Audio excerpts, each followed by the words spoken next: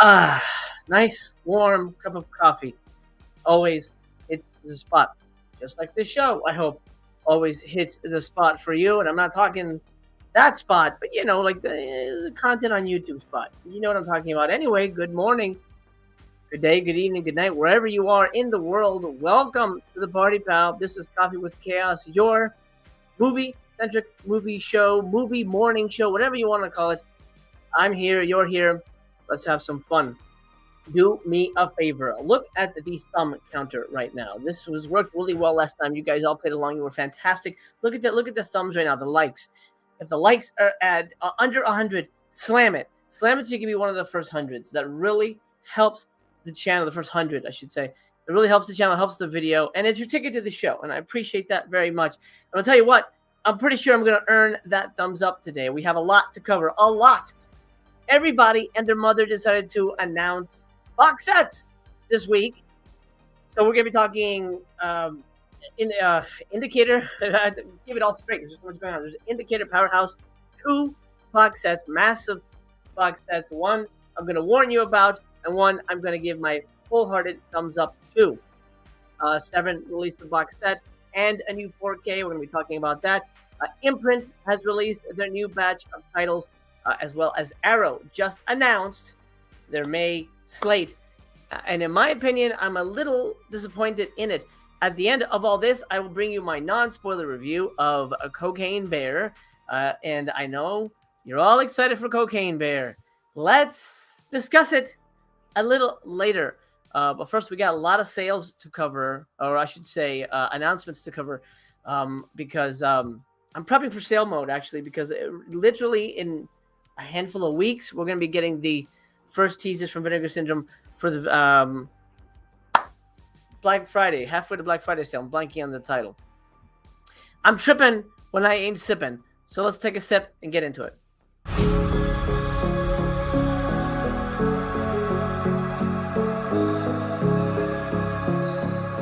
I love movies. I love movies. You love movies. We all love movies. Let's spend some money, honey. Let me talk about with the cast here, with the chat here. David, the exotic ones. Oh, we'll discuss. We shall discuss. Picture in picture. Let's danza. Very well done. Good afternoon, Manix. Manix, is that how you pronounce it? Manx, something like that. Buenos dias, RB Jr. Daikatana has no idea where they are. Alex, hey, what's up with you? Cass says, morning on this cozy, rainy Southern Cali day. It is. I have my window right next to me, as you can probably tell with this light. And normally it's covered up because I like to sort of create a cave ambiance here. So it's normally a lot brighter than normally you see it here. But I have it open because it's a rainy, cold, rainy day in California. It's so rare. That doesn't happen. That never happens. You don't see that ever. Unless it's the first few months of the year. And then you get weather like this. And it's freezing out, like 40 degrees. It should be snowing, but we won't be getting that. All right, let me check in one more time. Hey, Mr. Bullet Blake in the house. Arrow is finally going to let us know whether a release comes with a slip or not. It's about damn time. Yes, we will talk about that too. They did put out a statement, and when we talk about Arrow, we will address that statement. Hollow Notes, how are you? Tony of the Dead says, good morning. Mr. and Mrs. of the Dead are here watching. Well, hello to both of you. I hope you're feeling better, Tony. Daikatana says, ban all slipcovers. Severin might agree with you. Midlife Media in the house. What is up, my man? Tony says, does your neighbors get the pleasure of staring at Reagan all day long? Oh, no, this is in my back office. Actually, no, I have a Reagan prop from Spirit Halloween that I used to put out the window for Halloween. Now it's just sitting in my living room. So anybody comes in my living room will see it, and Reagan's hanging out. This is just for me and anybody who goes in my pool, which is usually children. So children get to see Reagan. Anyway, let's get to it. I love you guys. Thank you for joining me. You guys rock. You guys roll. Let's do it. Bullet Blake says Severin wants too much for standard slips. Anyway, they do. And we'll talk about the 4K. As a matter of fact, I have seen 3 of the movies announced. So I'm going to be talking about 2 of the films in the Ormond family box set, and I'm going to be talking my brief little review of the Drowning by Numbers, the new 4K. I laugh only because I love you. This may be a longer episode than normal. Try to go about an hour for the Coffee with Chaoses, but I may go a little over. With your indulgence, if you don't mind, I will potentially provide a longer episode. Do me a favor, if you're not a subscriber, let's do that right now. Let's get that out of the way. Last time I checked, I'm a little over 25 subscribers away from finally crossing 1,500 subscribers here on YouTube. If you're a longtime watcher, you've never subscribed, do me a favor. Subscribe. Join the party, pal. Don't be a stranger. Help me help you. The more subscribers I see coming in, then that means the more work I put in, because that means people are digging the content. So help me get to 2K. Make me happy and make the value I provide to you even better. Let's get to it. First up, actually, well, you know what? Let's do the thing. Let's space out the box sets. Let's do Severin. We'll go with Severin. Boom. Danza Macabra. I love when the word is macabre and people pronounce it macabre. I've heard macabre, macabre. It's macabre, but here it's macabra because he's Italian, man. All right, first of all, let's look at this package. The Sum of All Fears bundle. The Sum of All Fears is my least favorite. No, actually, no, that's good. The Sum of All Fears is good. It's because it's Ben Affleck. I think that's the problem with that one. Sum of All Fears bundle includes the Danza Macabra Volume 1. Hopefully, I mean, we got 2 goddamn Christopher Lee box sets. We got to get. There's plenty of these things. So Volume 1, absolutely excited for that. I already tipped my hat as to what I feel about it. And then Drowning by Numbers, a worldwide UHD premiere of a movie not many people have heard of or seen, and I hadn't until recently.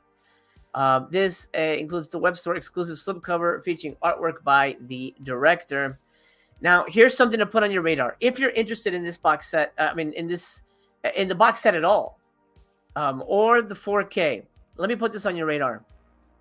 Shipping is really expensive through Severin. Very, very, very expensive. So this is the way to save money. Let's say you just wanted the box set. You didn't want the movie. The box set is $75. That's below their $80 free shipping threshold. I saw someone post on one of the forums that their shipping came out to like $25 or some ridiculous thing. They said it was either going to be $95 to ship just the box set or $100 to get the movie as well. That's kind of a no-brainer. I mean, at that point, you might as well just get the movie, and if you hate it, just sell it. You know, what did you spend on it? If you really like the box set, then sell it for $20. You fucking will have people banging down your door for that. That's honestly most likely what I will do. But I'm gonna bury the lead because I'm excited for Danza Macabra. I'm gonna leave that to last. Let's focus on Drowning by Numbers. Okay, let me read to you what it says here, and then I'll give you my brief thoughts on what I thought of the movie. First of all, do I feel it warrants a 4K? It's kind of a bland-looking movie, in my opinion. I don't know. I don't really think it'll benefit from it. But how many people have actually heard of it? Anybody in the chat who's able to comment, let me know if you've actually heard of Drowning by Numbers. This is what they say. This is shipping, by the way, May 30th. So you'll get it sometime in June, mid-June, July-ish kind of thing. Maybe before, who knows? They're going to be hopefully shipping at the beginning of May. So, okay, fingers crossed. In between is celebrated The Belly of an Architect and The Cook, the Wife, Cook, the Thief, his wife, and her lover. Writer-director Peter Greenaway, one of the most distinctive, provocative talents of his generation, shocked, delighted, international audiences with his slightly deranged black comedy classic. Oscar nominee Dame Joan Plowright, Juliet Stevenson, and two-time Golden Globe nominee Jolie Richardson star as three generations of women who murder their husbands in an unsettling salvo of sumptuous visuals, macabre capers, and numerical mischief.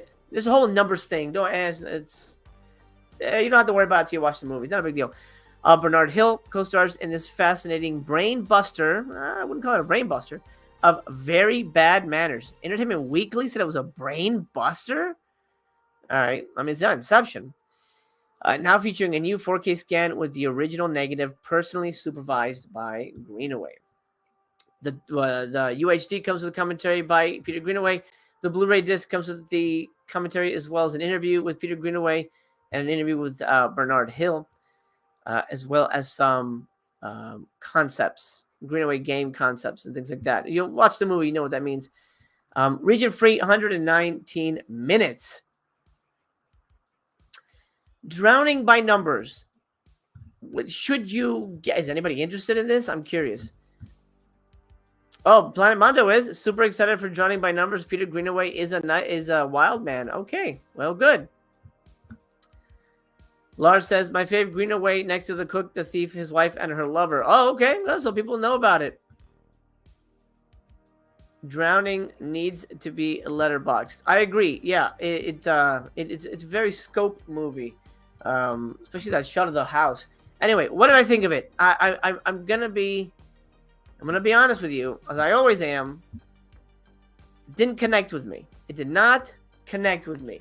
As a matter of fact, I'm just gonna spotlight the images here, and we will talk about it. Hopefully, you can still hear me. If you can still hear me, just let me know in the chat, because sometimes the technical difficulties abound here when you are going live here, and you don't get any real feedback sometimes as to what is happening.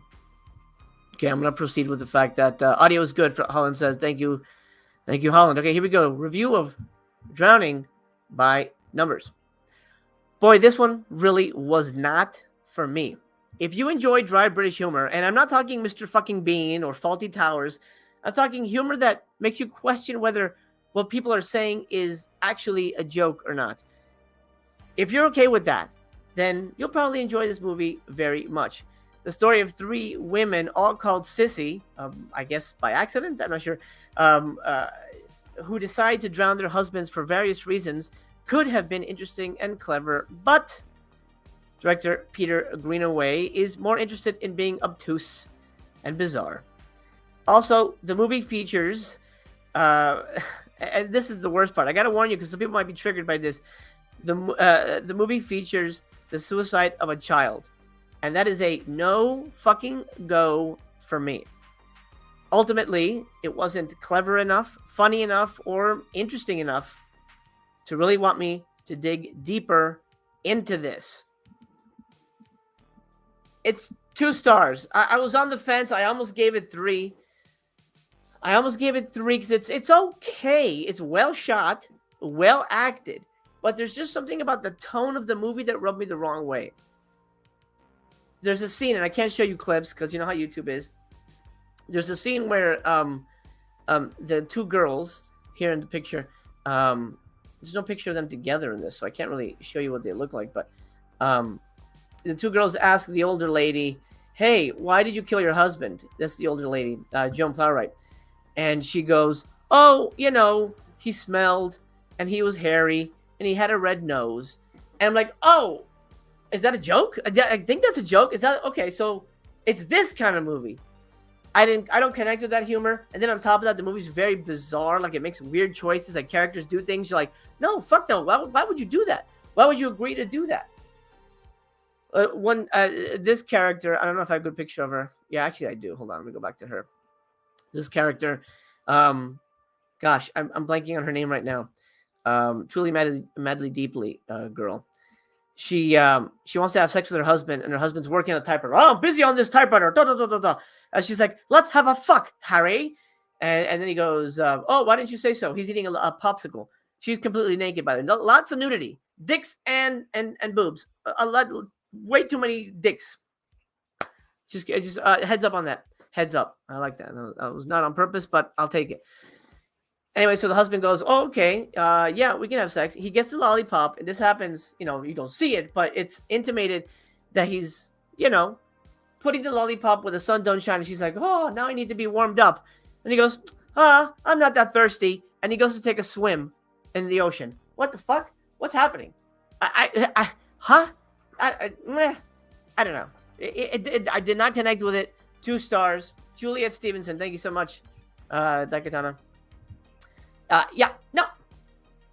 I didn't connect with it. It's not a bad movie, but I certainly don't need it on 4K. Now, here's the thing. Well, any movie like this is, mileage may vary here. Viewers obviously make up their own opinion as to how they approach a movie and how they appreciate it. This could be your new favorite movie. Obviously, it's loved. People in the chat already love it. But if you ask me, it's not great. And I don't know, it's sort of designed to be rewatchable. There's a whole thing with numbers I'm not going to give away, but I don't see myself ever wanting to revisit this movie. I'm kind of curious about the commentary track with Greenaway, but most likely at $40, 40 fucking bucks, that's a lot of money, man. $40 for one movie that it didn't hit me in the right spot. Anyway, the only reason I would get this is to save on the shipping for this phenomenal thing. Tony says, too many dicks on the dance floor. Is that a reference to something? I don't remember that. Lars says, The Cook is a masterpiece. But that's the magic of cinema. We all find what works for us. Absolutely. And like anything, my review is just an opinion. Like I said, this could be your most amazing thing ever. So don't let me dissuade you, but I'm just stating my direction, my take on the film. Didn't work for me, but it could necessarily work for you. Is it worth $40? It's your decision to make. Barry, the Tick is interested in Drowning by Numbers. Saw it on original release. Nice, man. Well, good. I hope you enjoy it. Joe Jack says, sounds like it's more subtle than Cook Thief. The movie is rowdy as hell. I actually have never seen that, so I'll have to track that down. Scott, what's up? Did you see you can pre-order the Scream popcorn tubs? Oh, really? That's freaking strange. Ships in August? We'll have the fucking 4K by then of Scream 6. That's crazy. But I didn't know that. Thank you for putting that on my radar. Holland says it sounds magical. Well, good. Joshua, 100% agree. Ilsa is the box set everybody wants. They're not great movies, but I 100% that would do well. I mean, there's got to be a reason. There's got to be a reason. The same thing that we're not getting this guy's movies. Russ Meyer. So I'm looking up at my poster. I have a signed poster. Good memories. We're not getting Russ Meyer anytime soon, unfortunately. Midlife says these prices are getting a little nutty, and they're it's only gonna. I joked with my friend. Actually, TC and I were texting this morning, and I was like, man, I'm kind of fed up with all these 4K prices. And he said maybe they should update the 4K upgrades. And he goes, maybe they should update their prices too. And I said, yeah, it's like they're saying, hey, buy this again, but pay more for it. Yeah, it's a weird approach, but I get it. Business is business, but that doesn't mean you have to give it your money. Like, here, take this. No one's going to tell you this. No one's going to tell you this on YouTube, at least from the people that I've watched. Just because a company, a label releases a movie doesn't mean you have to get it. Doesn't mean you're compelled to get it. I mean, you know this. You're a smart guy or girl. You know it. Just reminding you. Just because they put it out, don't feel compelled. Like, oh, man. So I always see people go, oh, I'm going to go broke. Oh, man, don't stop releasing stuff. I'm going to go broke. You know, you don't have to get it. Buy what you like. But, buyer beware. I mean, that's the most important thing. And something that I will put on your radar when we talk about Danza Macabre. My motto, if you're new here, you'll learn the lingo pretty quick. TBYB. Try before you buy. Every movie in the Danza Macabre box set is on YouTube for free, sucker. I actually watched one of them last night, and I'll talk about that when we get to it. But give it a try if you're interested in this box set and you think it might be for you. It doesn't hurt to at least watch 5 minutes. I'm just looking out for you and your wallet and potentially your family. I don't know. I'm just saying. But TBYB is always, I think, a smart bet. You can blind buy, but that usually leads to heartache. You can TBYB, and if it's a movie you fucking love, then hey, I fucking love it. Then get it. Get the upgrade. It'll look better. Yeah, on YouTube, they look like shit. They do look like shit. Try it out. 5 minutes, 10 minutes. If you like the vibe, awesome, man. I'm just saying. Looking out for you. All right, I'm going to get off of my soapbox there. Emmanuel is coming, I think, this year. So we'll see what happens. Mr. Tony the Dead, sing it out loud. MC, price is too high. Don't be shy. Try it before you buy. I like it. That's good. Tony, will you record a little song for me? I'll put that clip. If you send me a clip of you singing, I'll pop that on every once in a while. I would love to have that. Okie dokie. Danza Macabre. Amazing. Fucking amazing. Look at this box set. It just went big on my screen. It's probably big on your screen. Look at this. Beautiful. Gorgeous. And yes, let's look at it cynically. It's a box set of 4 movies that were on YouTube or, Alpha Home Video, if you guys know Alpha Video. These are, low rent, cheapo kind of movies. I get it. And cynically, let's look at it, to put a cynical hat on here. They probably had the rights to all these movies, and they knew that these would not sell well on their own. So what do? Box set them. Put them in a pretty box. People will buy. And, well, they're right. Pardon me. We'll take a little sip here while we enjoy the cover of The Seventh Grave. Supposedly hard to find for the longest time. It is on YouTube. I didn't watch this one. They're in Italian, I believe. And subtitles are available on YouTube as well. So, hooray for that shit, man. How wonderful. Daniel says, stay on that soapbox and never get down. I love it, Daniel. I appreciate that, man. I appreciate that, bud. The monster of the opera. He's looking at them boobies right there. He's like, oh, hell yeah. That's what he's looking at. All right. Scream of the Demon Lover. Ooh, hold on. Scream of the Demon Lover. This is the one that I watched on YouTube last night. Literally. You're not even going to believe me. But, literally, as I was walking into Cocaine Bear, I was finishing the movie in the fucking lobby. That's how often I watch movies. Because, I gotta get some of this in so that I can talk to you guys about it. So let me talk to you about Scream of the Demon Lover. Hopefully you can still hear me. From 1970. It's more of a medical drama than a gothic horror film, but the last 20 or so minutes turns into the usual Baroque castle monster stuff. It needed more chills and thrills and less talky-talky. It's a little too dull and lifeless to be scary or interesting or rewatchable, but I've seen worse. This is another 2-star movie, my dudes and dudettes. It's okay. It's okay. It wasn't a box breaker. It wasn't like I saw a movie that was absolutely a box breaker, and we'll talk about it when we get to Indicator. I was like, nope. This was not a nope. This was like, all right, it's fine. I mean, it's fine. The only reason to get this box set is for Lady Frankenstein, and unfortunately I can't get rid of that fucking star and the clicker cursor thing. Sorry about that. So it's over that, but Lady Frankenstein, man, great, awesome movie.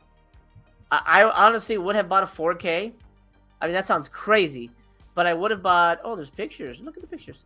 I would have bought a 4K of Lady Frankenstein. It's so good. Let's see. This is Scream. Yep, this is Scream of the Demon. That's the Demon Lover, by the way. That's what he looks like. Spoiler alert. Severin. Here you go. Scream of the Demon Lover. He kind of looks like kind of like a Freddy Krueger-ish kind of guy. There's a vampire. Spoiler alert, he's a vampire. All these people died. Some booty. Okay, Rosal Baneri, the beautiful Rosal Baneri is Lady Frankenstein. This is a great movie. Well, great on a sliding scale. Maybe you might watch and be like, what the fuck are you talking about? Let's dig into the details here. Joshua asks, when is the Black Emmanuel box set coming out? We don't know yet, but they did say this year. I'm guessing either... I mean, this is their May... Wait, is this their fucking May announcements? This is May. Holy fuck. Obviously, the Black Friday announcements are separate from what they announced because they don't spoil the beans on that. So I'm guessing if this is already May, then it's got to be Black Friday. It's got to be halfway to Black Friday. So we'll see. We will see. All right, Danza. Macabra, 47 people watching. I love you very much. Make sure you drop up that thumbs up. I'm going to make you... Oh, I'm going to earn your thumbs up. I'm going to make you happy that you slammed the thumbs up on this. In a genre known for its castles, crypts, and candelabras, Italian Gothic also embraced themes of violence, madness, and sexual deviance. With these 4 films, those impulses dare to go even deeper. In 1964, The Monster of the Opera, director Renato Polselli, I hope I got that correct, and screenwriter Ernesto Gastaldi craft a surreal erotic shocker set within a contemporary dance troupe. You should know, at least, Scream of the Demon Lover and Lady Frankenstein have boobies. So these aren't necessarily tame, kind of movies. These are sexy time movies. For the most part, they're sexy time. I don't know about the black and white ones. And in case you don't like that, Seventh Curse. What the fuck is it? I can't even look at my screen here. Seventh Grave and Monster of the Opera are black and white. So if you're not a black and white fan, just also keep that in mind. Josh, I just answered that for you. You must have missed it. I literally just answered that. And by the way, anything Ernesto Gastaldi is up for grabs from Severin. So look on his IMDb, and whatever he's made most likely will come from Severin. They love him. So something to keep an eye on. Perhaps the genre's rarest film, The Berserk, a supernatural narrative of 1965, The Seventh Grave, also makes it among the strangest. For 1970s Scream of the Demon Lover, director Jose Luis Marino gathers classic traditions and strips them naked and ties them to a torture rack. In 1971's Lady Frankenstein, 1971's Lady Frankenstein delivers iconic Eurocult talent on both sides of the camera for one of the most luridly entertaining shockers of the decade. The films in this collection are now fully restored from their original negative with 12 plus collective hours. Whoa. Special features. That's a lot. It's a lot of special features indeed. Disc 1. Oh, wow. They break the movies down individually. Okay, then. Conceived as a sequel to their landmark, The Vampire and the Ballerina, which didn't Severin put out? Somebody put that out. Director Renato Polselli and screenwriter Ernesto Gastaldi resurrected their gothic fiend stalks a theatrical troupe framework for an over-the-top aria of reincarnated lovers, sheer nightgowns, sapphic hunger, my favorite kind, interdimensional damnation, and frenzied opera that looks like the fever dream of an oversexed choreographer. Marco Mariani, Giuseppe, a whole bunch of people star in this surreal and still potently erotic shocker. I like a potently erotic shocker. I think that's a positive thing. Special features I'm guessing they're all individually packaged, all 4 of them. Audio commentary with Kat Ellinger, interview with Gastaldi, interview with Mark Thompson Ashworth, archival audio interview with the director, and the French trailer. Nice. Stacked up the wazoo, 84 minutes. It is Region A. So keep that in mind across the pond. Disc 2, Seventh Grave. For more than 50 years, it has existed only via rumors, reputation, and barely watchable bootlegs. It remains perhaps the strangest Italian Gothic ever made. The sole feature by enigmatic director Garibaldi Sera Carocciolo. I hope I got that right. Here, using the anglicized pseudonym Finneycliff, combines familiar murder mystery elements of The Cat and the Canary and odd dollops of mad doctors, escaped lepers, the best kind of lepers, giallo-style killings, and one of the most strikingly original seance sequences in the entire genre. Antonio Caselli, a whole bunch of Italian people, star in this fascinating rarity, now scanned in 2K. From a recently discovered negative. Nice. With all new special features that explore the bizarre circumstances behind the film's production release and half-century disappearance. Oh, interesting. Audio commentary of Rachel Nesbitt, interview with film historian Fabio Malelli, and then a video essay by Gothic scholar Rachel Knightley. So a handful of Rachels in those special features. By the way, if anybody watching live would like to let me know if they're getting Danza Macabre, I'm curious if this is floating anyone's boat. This is curious. It's always weird when they do things like that. Well, in a box set, you have a random movie that's region A, then one is region free. I wonder if that's true across the board. Let me look at that. Yeah, region A. There's 2 region free and then 2 region A. That's interesting. I can see that being an issue for people.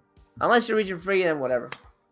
Co-produced by Roger Corman, one of the most underrated horror movies of all time. Features ultra-lurid direction by American international star direction by he directed it? Oh wow. Mel Wells, from a story by Bye Bye Dick Randall. Yes, the Dick Randall from Pieces, famed producer. Distinctive cinematography by Riccardo Palladini and score by Alessandroni. I'm just going to say his last name. A cast that includes Hollywood legend Joseph Cotten, the Joseph Cotten, of course. The Third Man is my favorite. Joseph Cotten was awesome at that. Alongside Eurocult icons Paul Mueller, Herbert. It's not me, YouTube. It's not me. This is the guy's name. Herbert Fuchs. Herbert Fuchs. Mariano Massey and Mickey Hargitay. Oh, yeah. From a Bloody Pit of Horror. He's a Crimson Executioner, bitch. That's awesome. I didn't realize he was in this. Maybe I didn't know it at the time. But anyway. A titular performance by the remarkable Rosalba Neri. Beautiful, beautiful young lady. For whom only the monster she made could satisfy her strange desires. Lady Frankenstein is now scanned in 2K from the original negative with alternate scenes, audio special features, and much more. It's basically a Frankenstein movie, which I believe this is what the cover of the box set is from. It's a Frankenstein movie. She wants to build a fuckboy. That's kind of what it is. She wants to have a sex toy, and she goes, you know what I'll do? I'll build a penis man. That's what it is. It's exactly what it is. Mondo is going to wait until their next box set sale. That's curious. That's a good question. If you get this on sale. Right now they're saying it's $100. So a sale should be $50. So you're really only saving $25. I mean, I guess if you're not in a hurry to get it, that's a good deal. I don't know. We're never going to remember that. So I don't know if we'll keep them honest to that. But I have a feeling I got to write this shit down so that I can remember. Like, wait, they did change their pricing. Which, of course, they're allowed to do. But it's, we're only saving $25 at the end of the day. So, tomatoes. Rest in peace, Roger Corman. Yes, he's amazing. Did he? Wait. Did he pass away? I guess. Did Roger Corman pass away? Is that new? I thought he was still alive. I don't know. That's crazy. I didn't. I gotta look that up if that happened. For some reason, I missed that. If that happened. Sanatan says Planet Mondo always good at passing on films. Have animal cruelty. I try and do that too. That's. You know what? I'm glad you reminded me of that because I almost forgot them. I forgot to mention that because I didn't put that in the review. I'm going to add that to my list now. There's a movie that we will talk about with Indicator that has animal cruelty. For some reason, it auto-corrected cruelty to city. Weird. Anyway. Daniel says, too rich for my blood. I'm more of a Harry and the Hendersons on 4K person. Daniel, I'm with you, man. Why do they fucking put out movies like that? Why put out movies people want to see? I'm just saying. I'm just saying. Justin, welcome. How are you? Justin says, only one I've seen is Lady Frankenstein. It was pretty bad. I mean, it's not great, but it's a fun movie. I vouch for it. I like Lady Frankenstein. It's certainly not great. Scott says they had that flash box set sale during their Black Friday with some $40. They said they would never do that again, and they haven't. But who knows? Who knows if it's not selling well? They will. They'll 100%. Sorry, meant Dick Miller. Oh Jesus, you scared me. Fucking hell. Oh, yeah, he's still alive as far as I know. Last I heard, he was producing movies still. Oh, my God. Bob, what's up, man? How are you, buddy? All right, Danza Macabre. I'm very excited for it. I'm 100% very excited for it. We talked about Lady Frankenstein. Did we miss? I feel I missed one. Scream of the Demon Lover. That's what I missed. Though he only made 2 horror films, veteran writer-director Jose Luis Marino here embraces the genre's classic elements and ravishes them to vivid extremes when a beautiful biochemist arrives at only the biochemists are the most beautiful. Arrives at or is it the biochemists are usually fucking ugly and she's the rare, beautiful one. Arrives at a foreboding castle to work for a sinister baron. She'll unlock a nightmare of dark romance, sexual violence, grisly family secrets, and some of the most perverse moments in 70s Gothic. Well, I think that's kind of a stretch, unless they cut some stuff out. I don't know. A whole bunch of Italian people co-star in this Italian-Spanish co-production, also known as Killers of the Castle of Blood, released in the U.S. by New World Pictures, cut by nearly 20 minutes. Oh, well, then the version I saw... Oh, no, it was that long. That's how long it was on YouTube. That's how long it is on YouTube, so I don't know.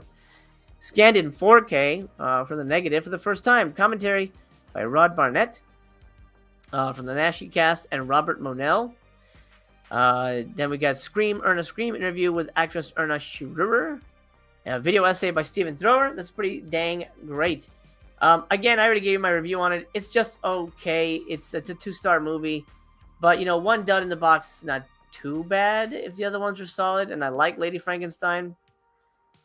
Special features for Lady include Cat Ellinger commentary. Alan Jones commentary. He's great. I love him. Featurette with actress Rossella Bonetti and film historian Fabio Malelli. That's cool. Piecing together Lady Frankenstein. I don't know. I guess it's editing. Documentary short on the director. A German TV documentary, The Truth, about Lady Frankenstein from 2007. Interesting. Clothed insert shots. Get that shit out of here, clothed. Video shorts illustrating BBFC censorship cuts. Italian opening credits. The Italian Lady Frankenstein photo novel. As a booklet or as a video feature? Probably a video feature. Image galleries, video spots, all that good stuff. This is another region free. 98 minutes. Man, I'm not a day one guy. But I really like this. And I think I think they knocked it out of the park. So far this year, they've got 2 amazing box sets. And this is one of them. Violent Streets is another amazing film. Unfortunately, I have most of those movies separate, so I'm not going to buy them separate. It's like, oh, it's a different scan. I don't care about that shit. This is a great box set, but I got them all. So I think I'm okay. I don't have Syndicate Sadist. That's the only one I don't have. I'm going to look through my Police Techie, and I might get this bundle, 104. Good deal. That was last time. We're talking about this time. All right, that's it for Severin. Who's in? Who pre-ordered the bundle?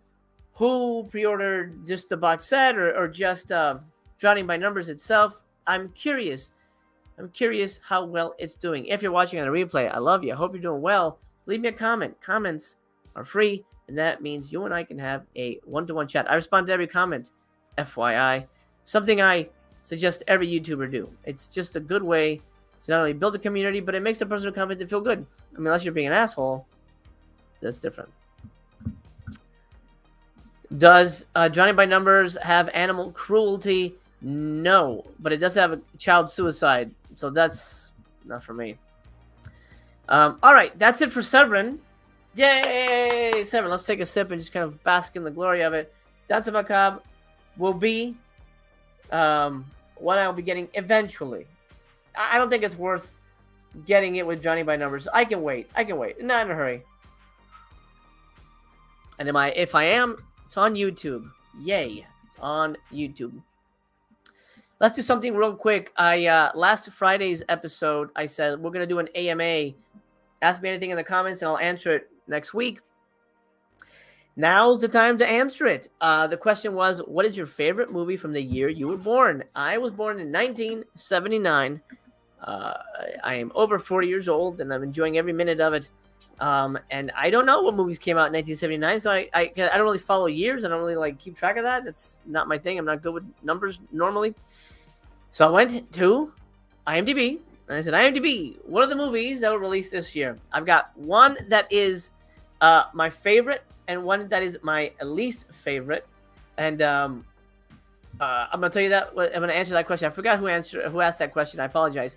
But let me do this right now. If you're watching, AMA, ask me a question down below, and I will answer it sometime next week.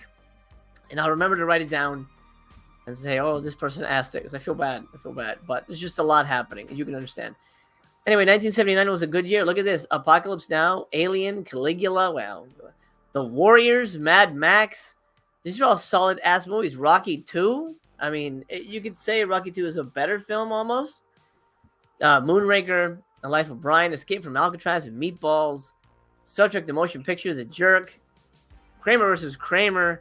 The Brood, Amityville Horror. Hardcore, Nosferatu. Phantasm, the Muppet movie. I mean, there's a lot. Zombie. I say my favorite horror movie that come out this year would probably Zombie. I love that movie. I'm not gonna go through the whole list. There's like over 1,000.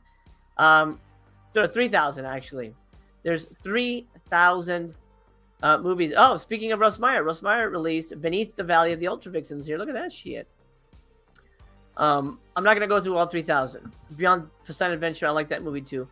The two that I want to highlight, my favorite. I wanted to find something obscure. I'm not going to rush through this, so in case you're interested in what else came out in 1979, I'm not going to rush through this.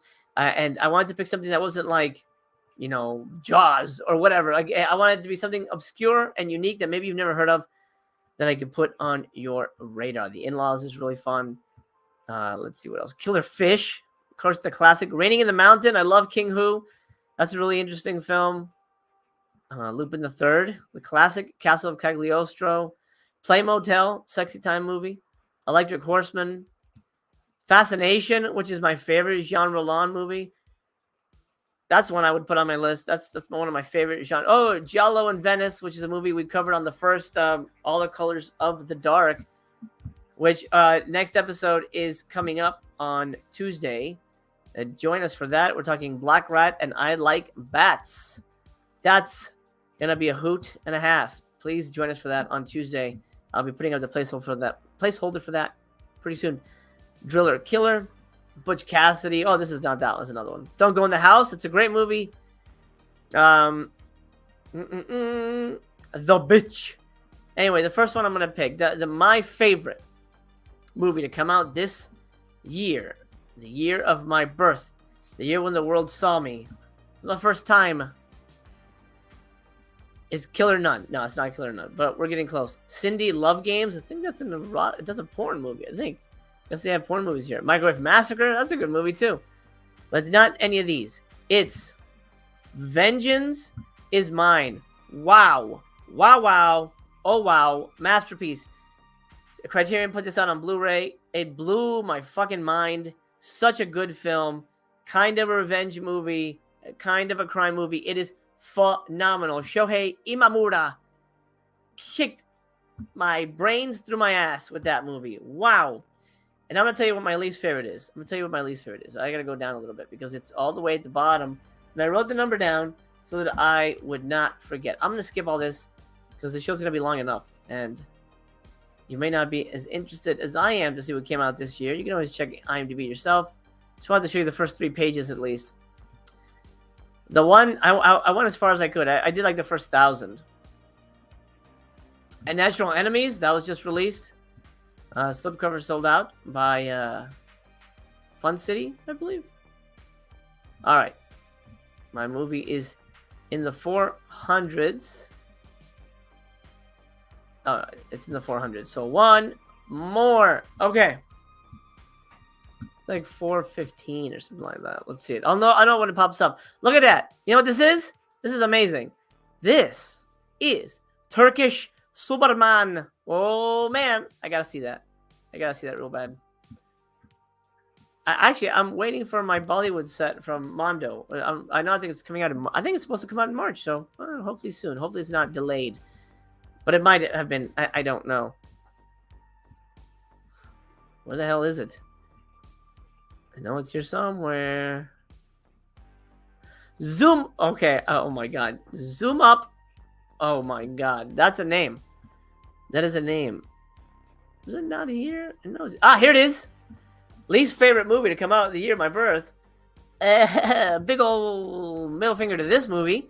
Dr. Jekyll's Dungeon of Death. Thanks to Vinegar Syndrome for putting this in my eyeballs. Directed by James Woods. Not that James Woods, but close.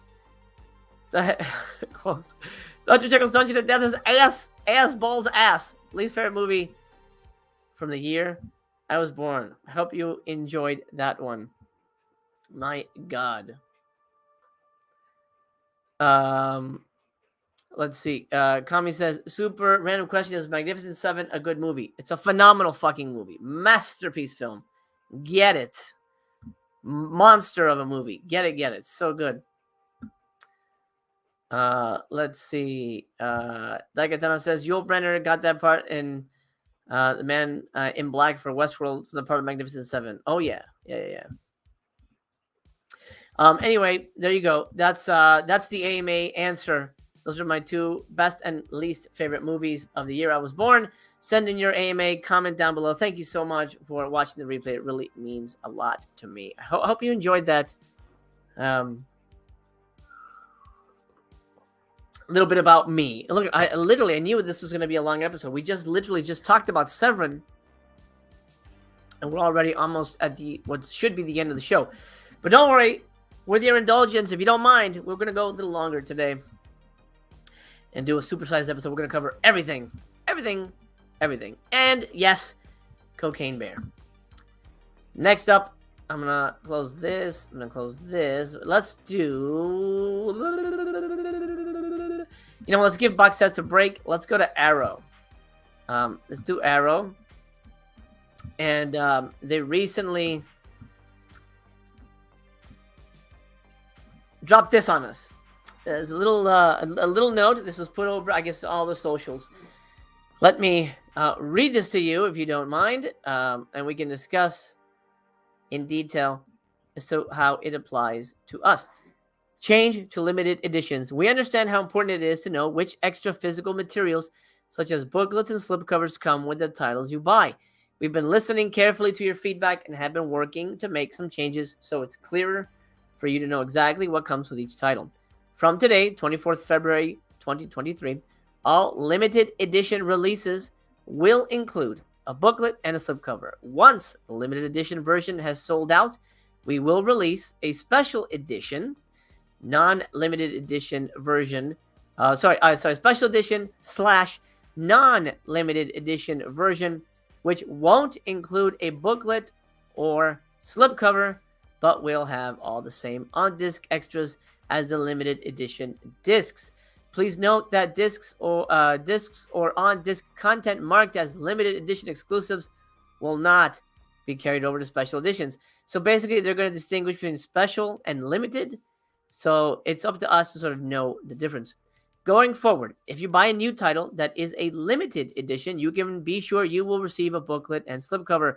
On rare occasions where this isn't the case, this will be clearly marked on the product page. We hope this ensures that you will know exactly what you're getting when you buy one of our titles. I didn't know that there was an issue with people being confused, but apparently so. Arrow May, in my opinion, is kind of a flop. I'm incredibly unenthused by these announcements. I'm curious what the live chat has to say. By the way, drop a thumbs up if you just joined us. Thank you. Welcome to the party. Grab your cup of coffee. Welcome to your new favorite movie morning show. Delicious. Is anyone else unimpressed with May release schedule? I'm curious how everybody feels about May. Okay. We'll look at it a little closer, but this is sort of the splash page of all their goodies. This is what they have. Actually, let's put up that splash page one more time because we should distinguish. I'm based in the U.S., so I'm going to be focusing on U.S. Obviously, people in the U.K. will get everything. Whoa, actually, no, except for Hand of Death, and we'll talk about why when we get to it. So everybody's going to get Black Hat, the Michael Mann movie that I thought everybody hated. I didn't even watch it because it got trashed. I didn't think anyone liked that movie. But special edition, 4K and Blu-ray. Only those across the pond. But, remember, 4Ks are region free. Fear and Loathing is finally seeing an upgrade there. But keep in mind, I think if it includes a Blu-ray, that will be locked. Last Starfighter re-release. Love this movie. Have the Blu-ray. I don't need the 4K. This is the 4K upgrade. I'm good. Then Hand of Death. This is a John Woo movie. I believe it's John Woo, right? I believe it's John Woo, if this is what I'm thinking about. I'll double check that. But this movie was released by Eureka on a double pack with The Last Hurrah of Chivalry, which is being put out by oh my gosh, Criterion. So I thought they were going to release Hand of Death too, but I guess not. Looks like Arrow got it. That's why it's not a UK release, because Eureka already covered that market. Hand of Death has I think a young Jackie Chan in it, if I'm remembering correctly. It's goddamn good. It's a really fun movie. I think it's really, really great. Then The Beta Test, which is a new film, and it's another head scratcher. Like, what? And it's only UK, so somebody else is going to be putting this out, maybe a partner label, who knows? But it's a head scratcher release. This feels like I don't want any of this. Like, none of this is kind of like, meh. No, not for me. Mank says, I'm a little frustrated since I have the blue, but love Last Starfighter, so excited for the 4K. Bob says, is Last Starfighter any good? Dude, it's fucking phenomenal. It's such a fun movie. So great. A guy living in a trailer park beats a little arcade game. He gets the highest score, and that turns out to be the entry point to join an actual galactic Starfleet armada to save the universe from aliens. And the video game was this flight simulator. Fucking good movie. Really fun. You'll dig the shit out of it. You will indeed. Tony says, I don't feel that Arrow 4K releases look any different from the Blu-ray. Not impressed so far. Can I be real with you guys like I always am? I don't honestly think 4K looks that different from Blu-ray to begin with. I know I may be in the minority here, but this is just how I feel. Heroic Waffles, what's up, my man? I hope you're well. Picture, not getting a thing. Cass says, Arrow recent releases are boring. Yes, okay, good. People are in it, yeah. Very underwhelming. No interest. It's weird. Cass says, I miss the days of obscure 80s horror releases from Arrow. I mean, they did that well, actually, no, not 80s. It was a 90s horror movie, Lover's Lane, which is not bad. Griff says, pretty lame release month for Arrow. You held off on the blue, so you're going to get the 4K. Fantastic. May to December says, not good for May. Wish Hand of Death had been an individual release instead of the double John Woo Eureka did. Well, you can get an individual, because this is individual right now, right? Because Chivalry is separate. Unless you're in the UK, in which case... Picture says Black Hat is a one-time watch. That's what I've been hearing. I don't know. People are going crazy. Like, oh shit! Hey, we're putting out Black Hat on 4K. Oh shit! What the fuck is Black Hat? May to December, hated Black Hat. Found it so boring. Jim says Arrow releases haven't been doing it for me lately. Okay, good. So it's not just me. Sometimes it is. Sometimes it's just me. Let's look at this in detail. Here's the Black Hat artwork. Does that even make sense? I haven't seen the movie. Is he being chased by guys in skirts?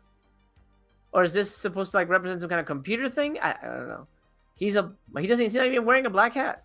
I know it's a hacker thing, but I don't. Maybe that makes sense if you see the movie. I don't know. Anyway, so there's that. Then Hand of Death. I do like this packaging. You get the posters here. I'm guessing it's reversible. And the booklet. And there's young Jackie in the corner. It's a fun little movie. I like Chivalry better. I think that's a more solid movie. This is Last Starfighter. HDR with a book. I mean, honestly, if I didn't have the Blu-ray, yeah, I would get it. I like this movie. I think it probably would look pretty good. But nah, man. Blu-ray is good enough. the beta test. This is the one that's probably gonna be the hardest, the lowest seller. This is a new film, I think, released last year. Most of their new films that they've put out, I've not been a fan of. If I get a screener of it, of course I'll watch it. And actually, no, I won't, because this is UK only. So, yeah, I won't be reviewing that. Fear and Loathing, fun cover, only UK, but again, 4K is region free. If you don't care about not having the Blu-ray features, that's all that stuff. That's all the stuff you have to worry about, really. But you can pre-order and enjoy to your heart's content. Did they have features listed for this? Let's go now to Arrow Films website and see what they have. Just do the product details. Come on.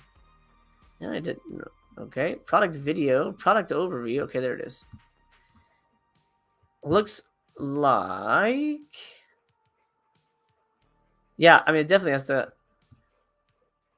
4K, and it has to come with the Blu-ray, but it doesn't. I'm not seeing where it's listed, because you can't fit special features on a 4K. So essentially, yes, you will have a Blu-ray with all special features. There you go. Arrow. I wish I had that bam bam bam wow sound effect. I'm gonna try and find that. I'm gonna try and find it for later. Arrow. Ooh, Arrow Spotlight. Can I tell you guys, Arrow Spotlight, if you're interested, I don't know if this is a UK, I think it's only UK, but I See You is a good damn movie. Really good damn movie. It stars Helen Hunt. I'm not going to disparage anyone's looks, but maybe a little too much work done. That's all I'm gonna say. It's almost distracting. She's a little distracting in the movie, but I See You is so fucking good. You gotta watch it. It's really damn. Find a way to watch that shit. When did I see it? Tubi or something? Anyway, I See You. I See You. I See You. I See You. And I love you. You know what we'll do? Let's take a break here in the middle of the show. Why don't we talk about a little Cocaine Bear now before we do Indicator Powerhouse, and I get a chance to warn you about one box set, and then give you my, seal of approval for the other one. Which is which? If you know me, you probably guessed already, but wait. Delicious. Tony says Starfighter's lost its charm after rewatching it years later. I can see how that could happen. Yeah, I can see that. I'm sorry that happened to you, pal. Cass, same here. First off, Starfighter on HBO. Absolutely, man. Absolutely. Love it. RB Jr. Nobody talks about 4Ks freezing straight out of the box. I've heard that's a problem. Is that continuing? Because that sucks. That is awful. That is awful to hear. Justin says there have been doing a lot of 4K reissues of stuff. It's tough. Absolutely. It's like, then you go to the issue of having to replace it. So it's an upgrade, but not really. It's more of a headache. Wait to December. I agree with you on the 4K. Most of the time, I see no difference. I've even started buying DVDs just to watch certain films cheaper. Hell yeah. Do what you got to do. Hey, number one, I'm a filmmaker. I've mentioned it 100 times.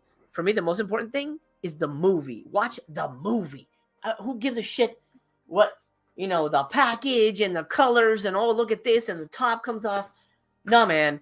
I care about the movie. I care about the cinematic experience, man. I want to see what the story is, however I can see it, and as cheaply as possible. You don't have to pay $60 to see a movie. Watch it. If you love it, then support its perfect version. Absolutely.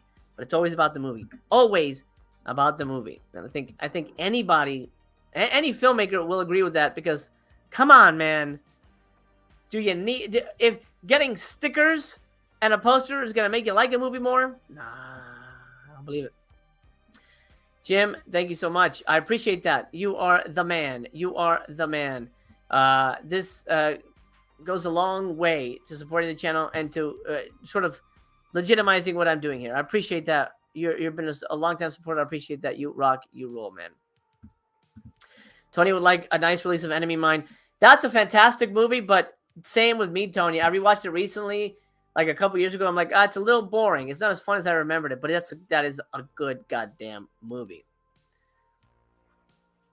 Okay, let's do some bear talk. Cocaine Bear out in theaters now. Who is going to watch it? Hey, let me know in the chat if you have your tickets for Cocaine Bear, or if you are curious about Cocaine Bear, or if you've even heard about Cocaine Bear. I think it's gotten a lot of publicity lately, obviously, because of the name and the subject matter. But is it worth your time? I want you to do me a favor. I have a Letterboxd. Link in the description. If you're on Letterboxd, follow along with me. Reviews of everything I watch. And stuff that I don't even mention on the show here. Look up Cocaine Bear. Look up maybe some of your favorite YouTube creators. Almost everybody had the same fucking thoughts. And it blows my mind. I walked out of this movie, I'm like, how? I don't know how to feel about this. And everybody had the same feeling. It's insane to me. All right, let's get into our thoughts. Well, I guess you can share your thoughts if you've seen it. Absolutely no spoilers. And by the way, no spoilers here. There's not much to spoil, but I will keep it as spoiler-free as possible. I'm just gonna tell you what the movie's about and what I thought about it. Cocaine Bear. By the way, Cocaine Bear is the last movie with the one, the only Ray Liotta. Rest in peace, Ray. We love you. We miss you. Thank you for your work. And your legacy will live on. He's amazing in the movie. He's actually one of the best things in the movie. He's really good. I mean, everybody's good. Kerry Russell's good. Anyway, enough dilly-dally. Let's review it, Pally. It's fine. I'm a little disappointed, to be honest. The first time we meet the bear, it's already had cocaine, so we don't even get to see the inciting incident. And it kind of lost me immediately. I mean, why would they show the fucking bear already high?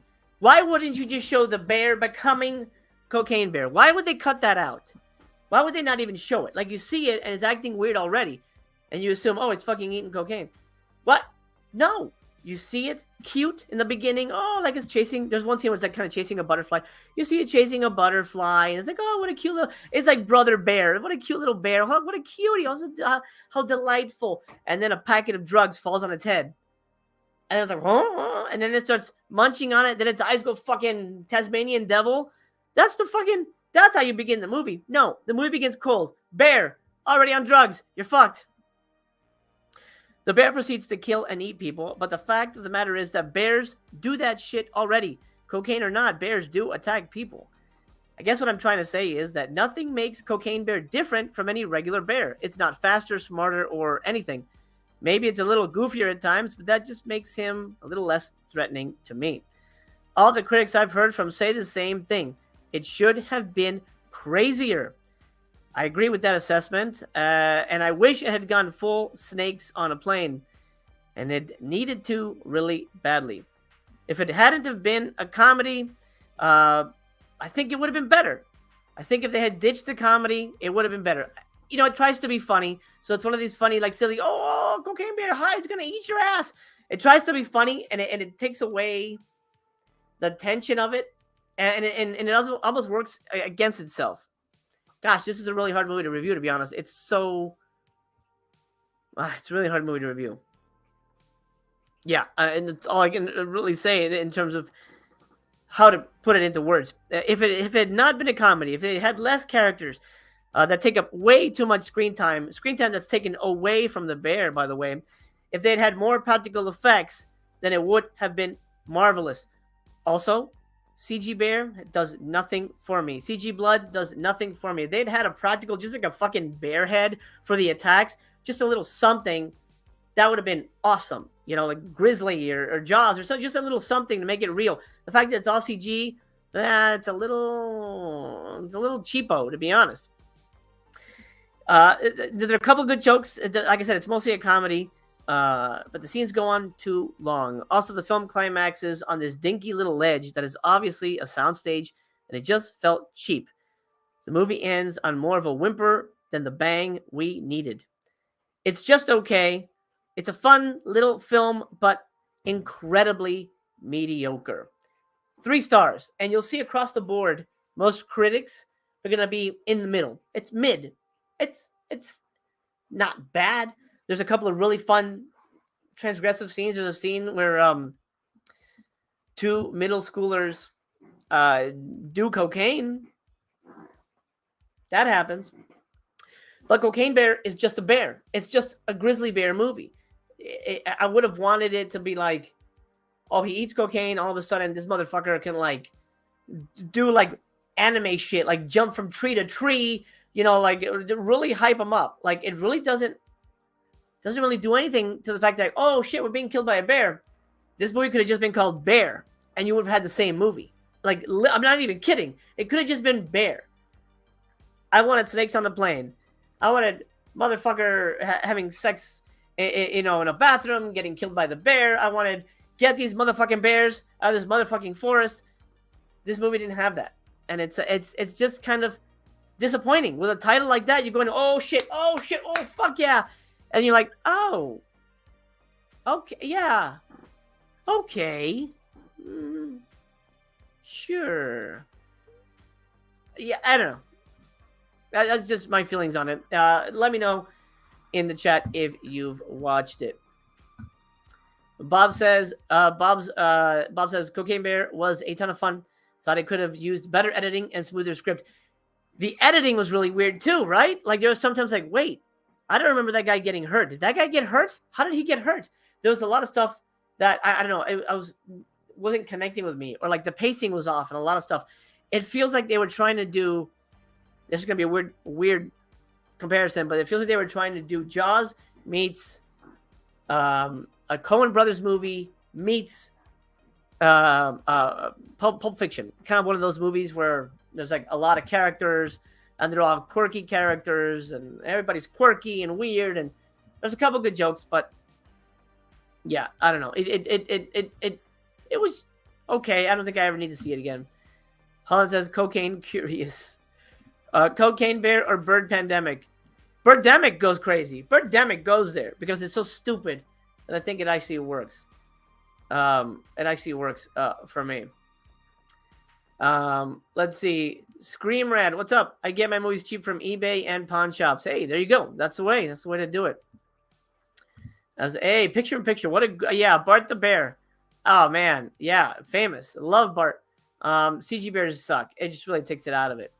Megan, yes, Unrated is now on Peacock. I was going to cover it today, but there's so much going on that we'll talk about Megan. I'll review Megan on Monday. But if you have Peacock, Megan Unrated, go check it out. Let's see. I'm guessing it's not as stylish shot as it should be. That's another good call, picture in picture. Elizabeth Banks is cool. I like her as an actress. The movie, very flatly directed. It felt like anybody could have directed it. It's just, there's nothing interesting about it. There's nothing really fun about the way it was filmed. It really didn't work for me. Jim says Crystal Meth Bear should be the sequel.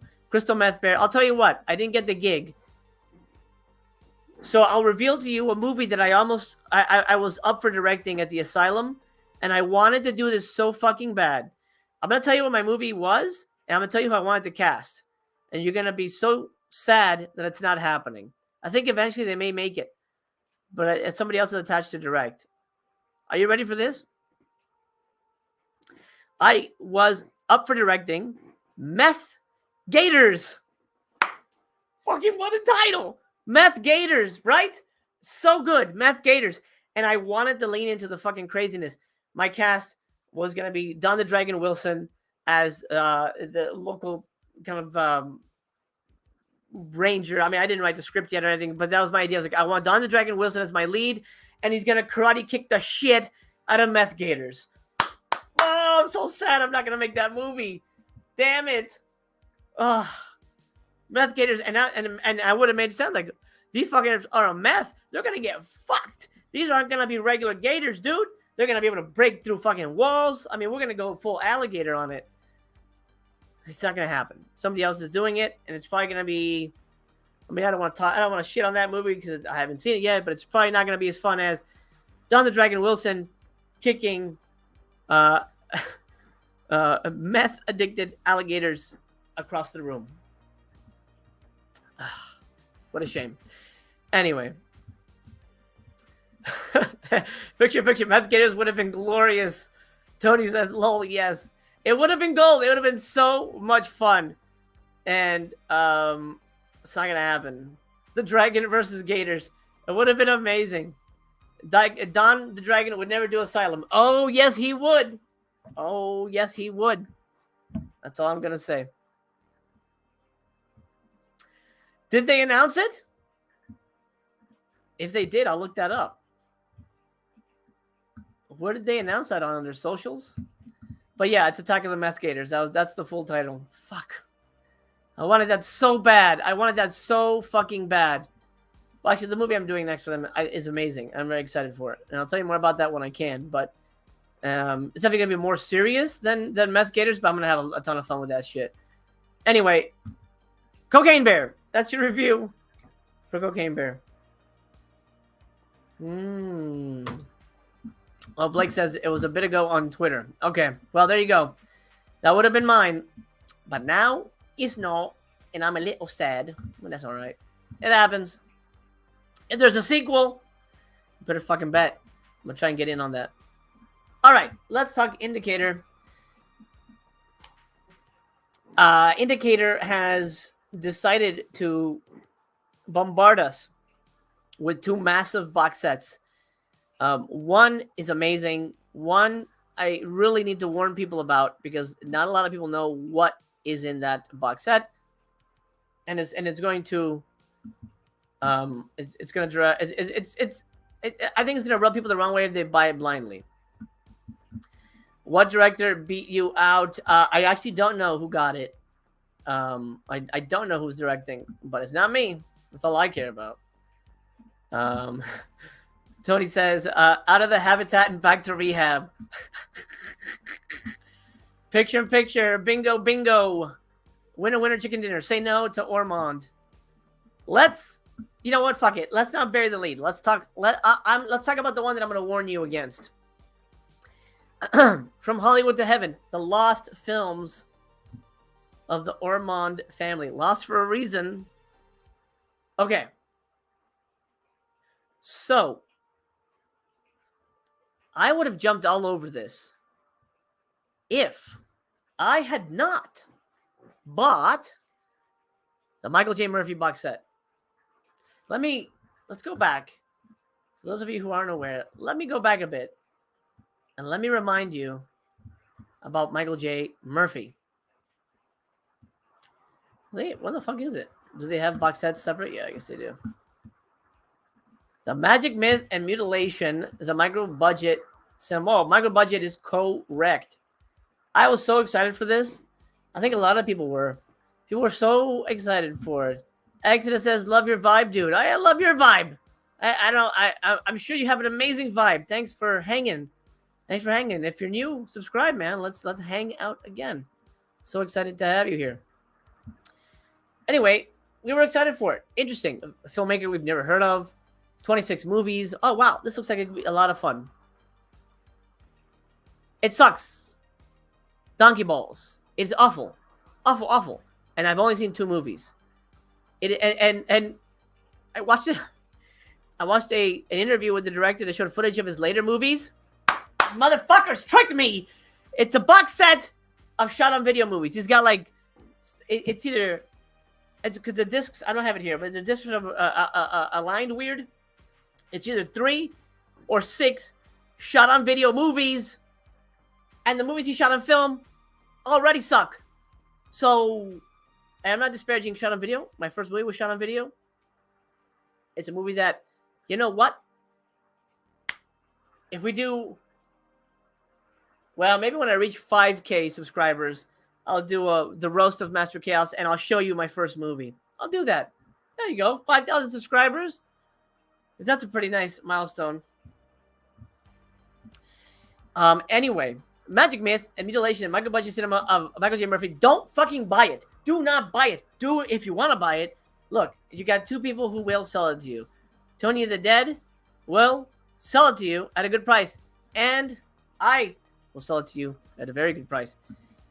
I don't want this, and I never want to hear. I'm going to watch more of it, and in a future Coffee with Chaos next week. Next week is busy. We'll talk about that later.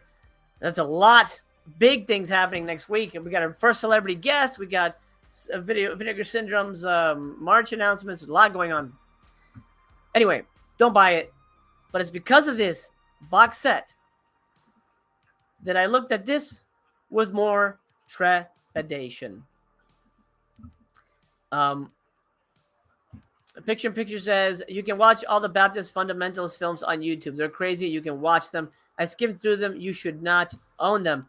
I'm with you, brother. I'm with you. First, let's read what the box set's about. And then let me tell you why you shouldn't get this box set. Well, number one, I'll tell you right now, sucks. I've seen 2 of the films. They're on YouTube. 2 of the films. One is like the most famous one. And then one of his earlier ones. Of the family's earlier ones. Terrible. What the fuck? No. Worse than Milligan. I'm not kidding. Not worse than Steckler. That's a new kind. But what the fuck are they doing? Why are they spending money on this? Why are they spending time and money on putting this shit out? It's frustrating.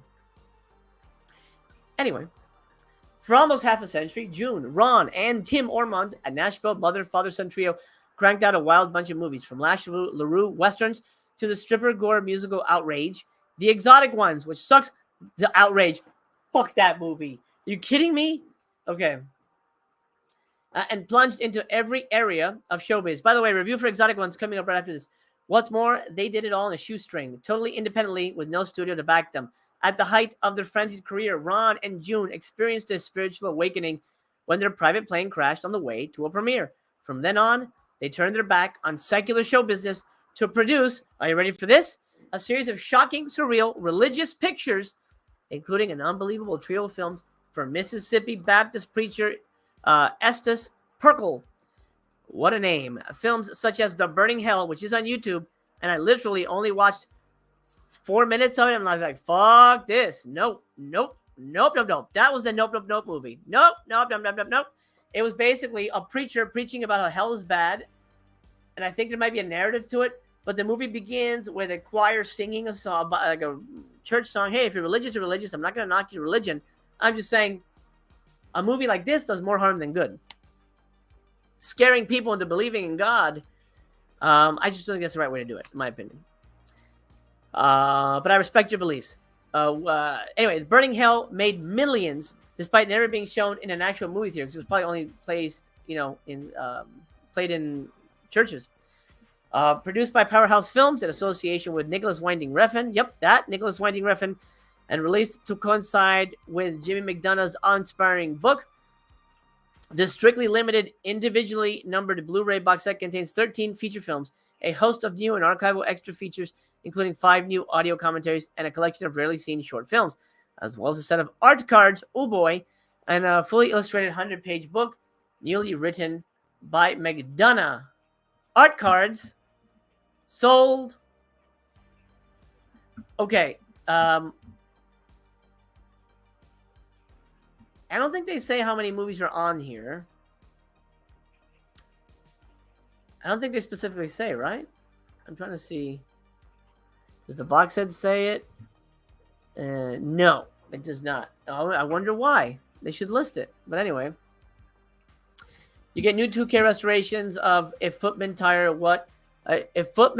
You, What Will Horses Do? The Burning Hell and The Believer's Heaven. Those are the religious ones, I believe. Then you get new 2K restoration of 39 Stripes. A new 2K restoration of It's About the Second Coming. It's About the Second Coming. Newly remastered presentations of Untamed Mistress. Please Don't Touch Me. White Lightning Road, which I did see, and I'll provide a review of. The Girl from Tobacco Row, 40 Acre Feud, and The Exotic Ones from Rare Surviving Standard Definition Master Tapes. Yuck. This ain't gonna look good. Standard Definition presentations of the Grim Reaper and the Sacred Symbol. Mastered from best available sources, so VHS tapes. Audio commentary by Jimmy McDonough on one movie. Audio commentary by McDonough and exotic dancer Georgette Dante on the exotic ones. Audio commentary with documentarian Brian Rosenquist and Greg Perkle, son of the Baptist minister. Audio commentary. I'm not going to belabor the point. Lots of commentaries, lots of stuff. There's a UFO documentary which seems kind of interesting. Edge of Tomorrow, not that Edge of Tomorrow, which is a good movie. John and Ron Orman's Lost Portrait of UFO Huckster Reinhold O. Schmidt. Oh, so it's just okay. Tribute to Houdini, the documentary featuring John Calvert performing an array of tricks. Well, who wants to see that shit? Lash LaRue, The Man and His Memories, Tim Orman's rarely seen documentary on Lash LaRue, and a couple of things. A whole bunch of stuff. 100-page book, and it's strictly limited, guys, but good news, region free. Let me tell you something. I've seen two and a half of the Orman family movies, and they're awful. They're really bad. And the one that gets the most love, take a look at this bucket. Can I get bigger? I can't get bigger on this. The one that gets the most love, and is the title of the book, is The Exotic Ones. Great cover. Look at amazing cover, right? I will not knock the fact that is a very good cover. But is it a good movie? You probably know by now. No, it's not a good movie. Do you know what more strip joints need? Cro-Magnon mongoloids in loincloths that rip the heads off of chickens and eat their entrails while folks nurse their hard-ons. This is not a movie. This is an embarrassing talent show. Remember what we were talking about earlier about animal cruelty? This is the movie with it. And I wager that we're going to see more animal cruelty in other Ormond family films. The guy, and it's not fake because I know they couldn't afford it, gets a chicken, rips the head off, bites the head, I think, and then starts taking out the fucking guts and eating it. Thank you. Thank you for that image. Because I will never forget it. This is not a movie. Let me reiterate that. This is really... oh my God. I'm literally not kidding. There's no plot here.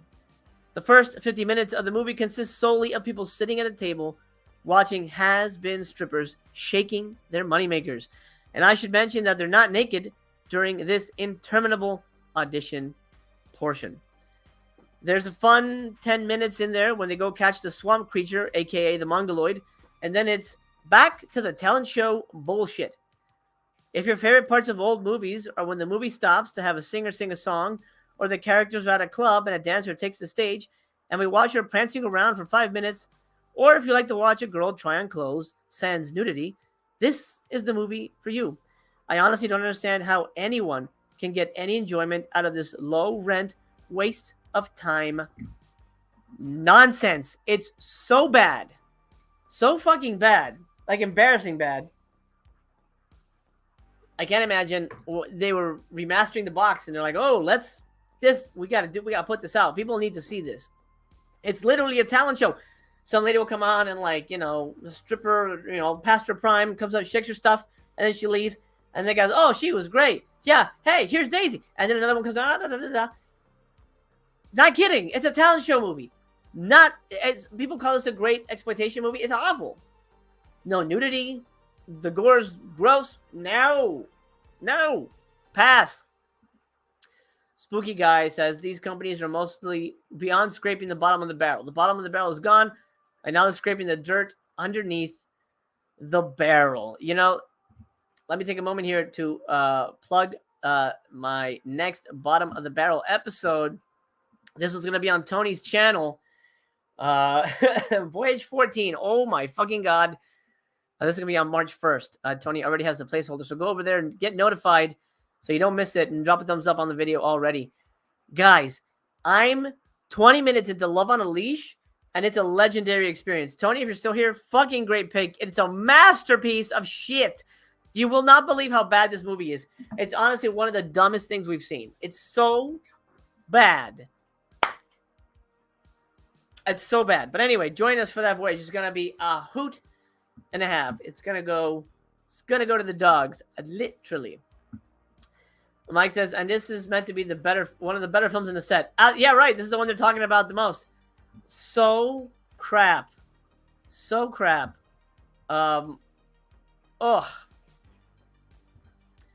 Tony says, remind them how you also got those cards that don't fit in the box.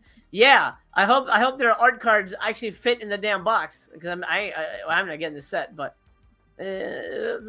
come on, that's stupid, right? Let's be honest, that's dumb. Even if it was an extra, people should put it in their box. I don't know, that's dumb.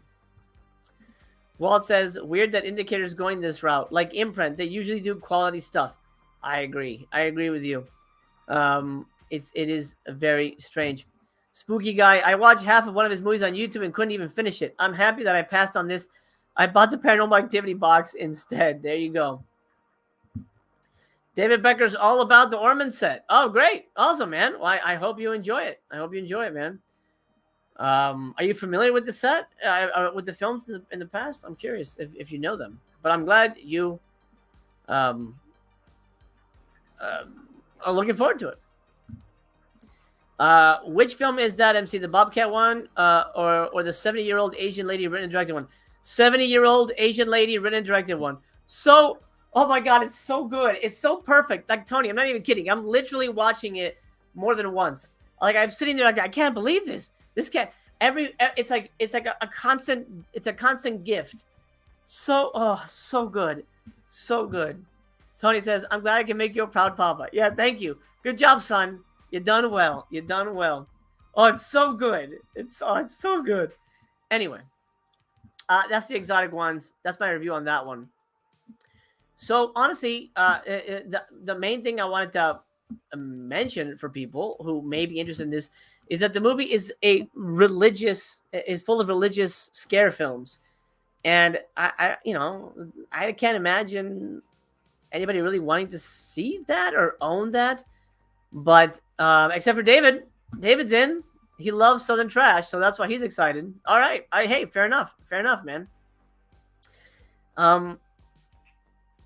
It's to me, like the Michael J. Murphy, it's a one and super fucking done when it comes to their cinema. The Ormond family, I don't care to watch anything remotely connected to them anymore. And nor will I be getting this box set. So, hey, I'm saving money, and maybe I saved you a couple bucks as well. Spooky Guy says, you guys need to see Cool as Ice. It's a cult classic waiting to happen. It hasn't happened yet. It's not going to happen. Cool as Ice is too mainstream. That's like watching Breaking 2 or something. It's gotta be shit like Love on a Leash. I wish I could. Oh, man.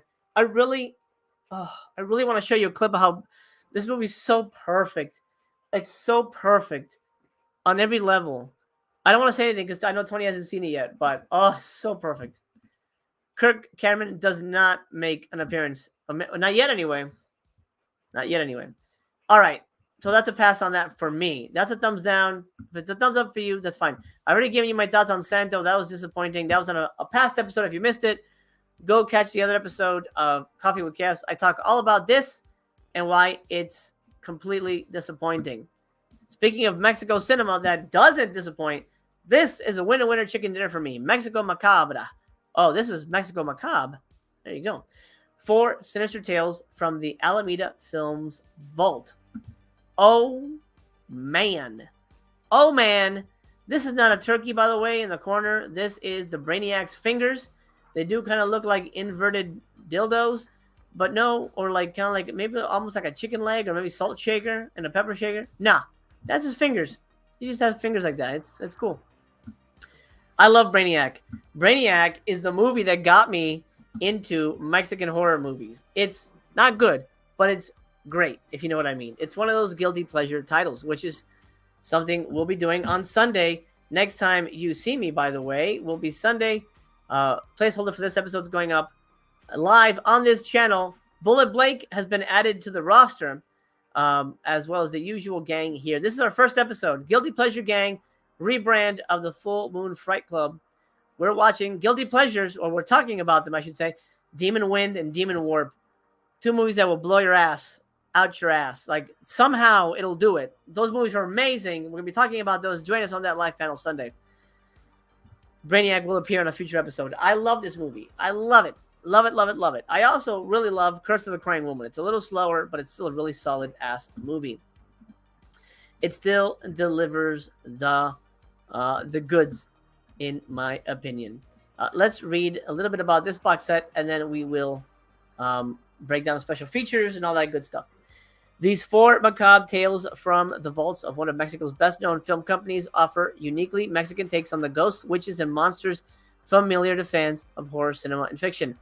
Fernando Mendez's Black Pit of Dr. M sees a doctor make a pact with his dying colleague in order to learn the secrets of the afterlife. In Chano Urete's The Witch's Mirror, a murderer is tormented by the ghost of his dead wife. Whilst in Urete's The Brainiac, a nobleman executed for necromancy returns in diabolical form to already eradicate the lineage of his killers by sucking out their brains, as you do. Finally, in Rafael Baledone's The Curse of the Crying Woman, a young bride visits her aunt's Gothic mansion, where she finds that she is a descendant of one of Mexican folklore's most terrifying figures. And it's also Rafael Baledon. With their star-studded cast, beautiful photography, eerie production design, bone-chilling atmosphere, yes, 100% agree. These films have terrified audiences for decades and are now available in the strictly limited, individually numbered Blu-ray box set, which includes an array of new features. Let's take a look at the new features. Vladimir, I agree. The box set is a banger indeed. Jesse Diaz, yo. I do. Lady Shasha will be on the show. She's amazing. You got to join us Sunday. It's a lot of fun. Lady Shasha and Rainbow Fright, Derere. She'll be here. And we have a lot of fun when we get together. So hopefully you will join us for that. Okay, a high definition remasters. Nice.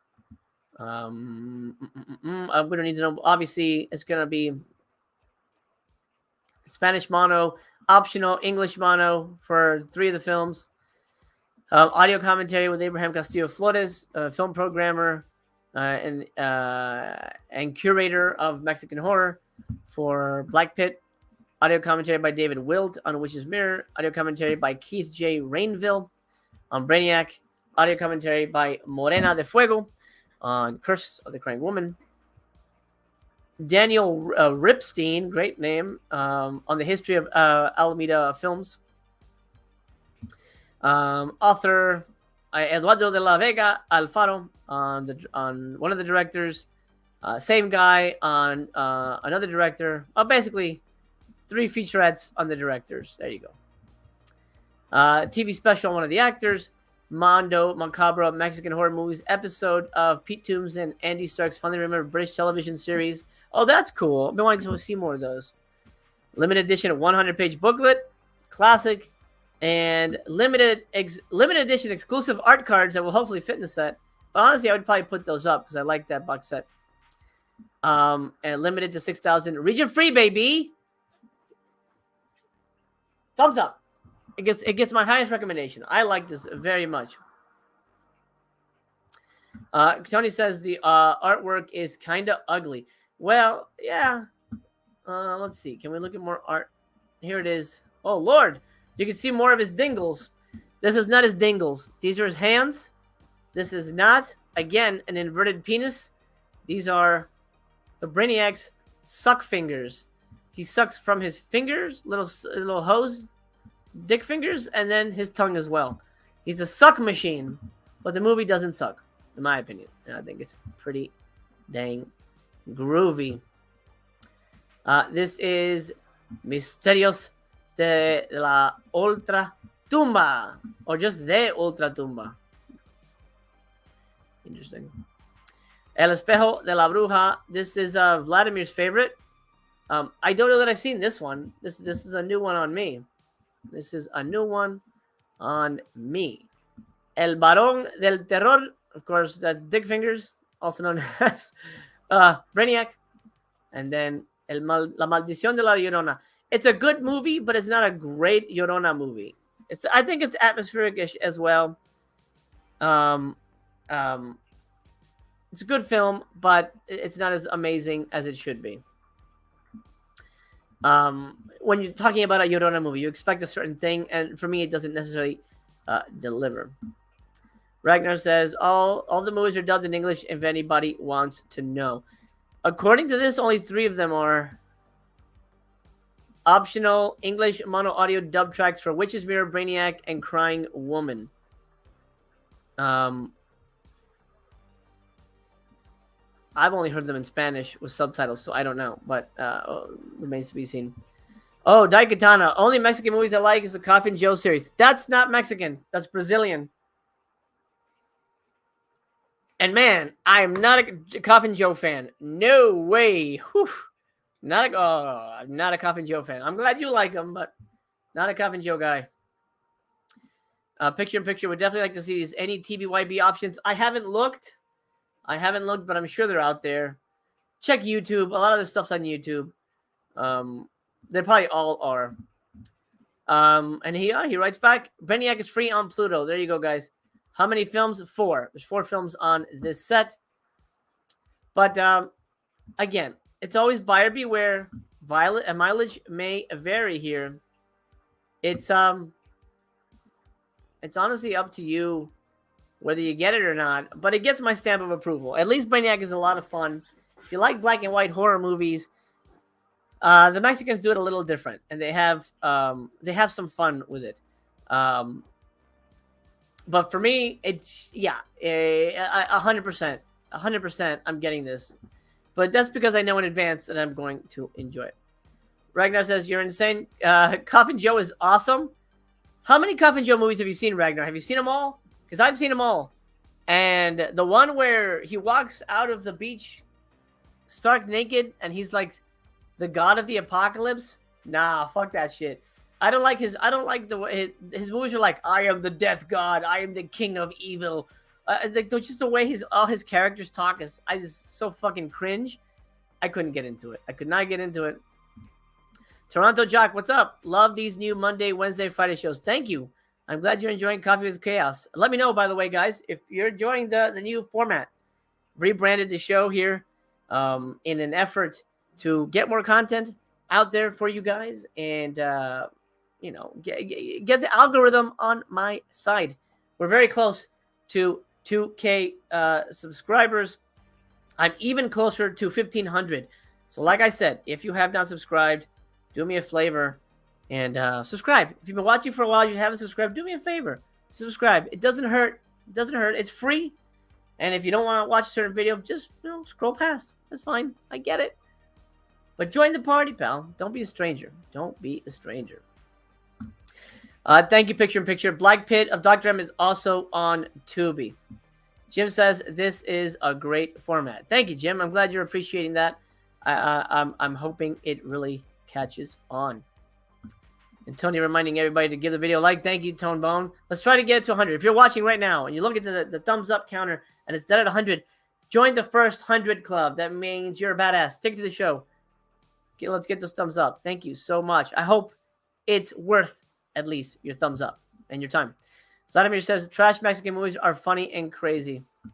Ragnar says I own about 50 movies that feature Coffin Joe. Okay, so you know Coffin Joe. All right, if you're cool with the way he talks, yeah, it's fine. It's just for me.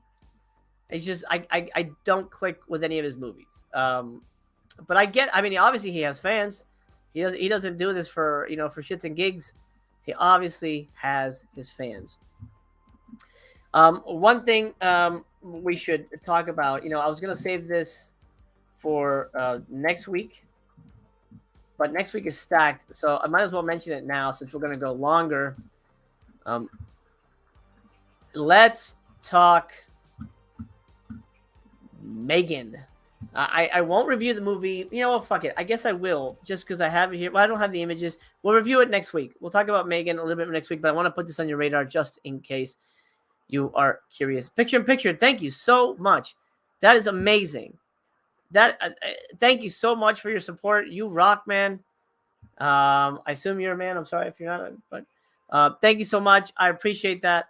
It really means the world to me. It really shows me that, hey, it's pretty fun thing what I'm doing, and I'm making a connection. Ultimately on YouTube, that's all it's about, man. Make the community, make the connection. Thank you. Get out of here, ad. Stupid ads. Only my ads are good. Watch those. All right, thank you, Picture. You rock, you roll, man. Thank you very much. Exodus says, love the relaxed setting. Cheers from Norway. Cheers.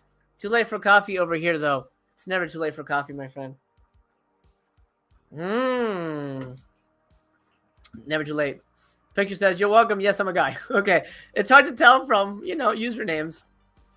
But excellent. Hey, Brandon, what's up? Angel for Satan is on Tubi. Yeah, that's another Severin release. Kind of an okay movie. Again, that's another mileage may vary kind of movie. It's an odd one. It's an odd one. But, yeah, CBYB. Ragnar, that's fucking badass. You got to meet him at Chiller. I almost did. I didn't go that year. But I've been to Chiller once before, and I loved it. My favorite convention. I spent so much money on autographs. See, I could see how you would have more of affinity for Coffin Joe, having meet Xiao de Kaisho. I believe that's how you pronounce his name. Xiao.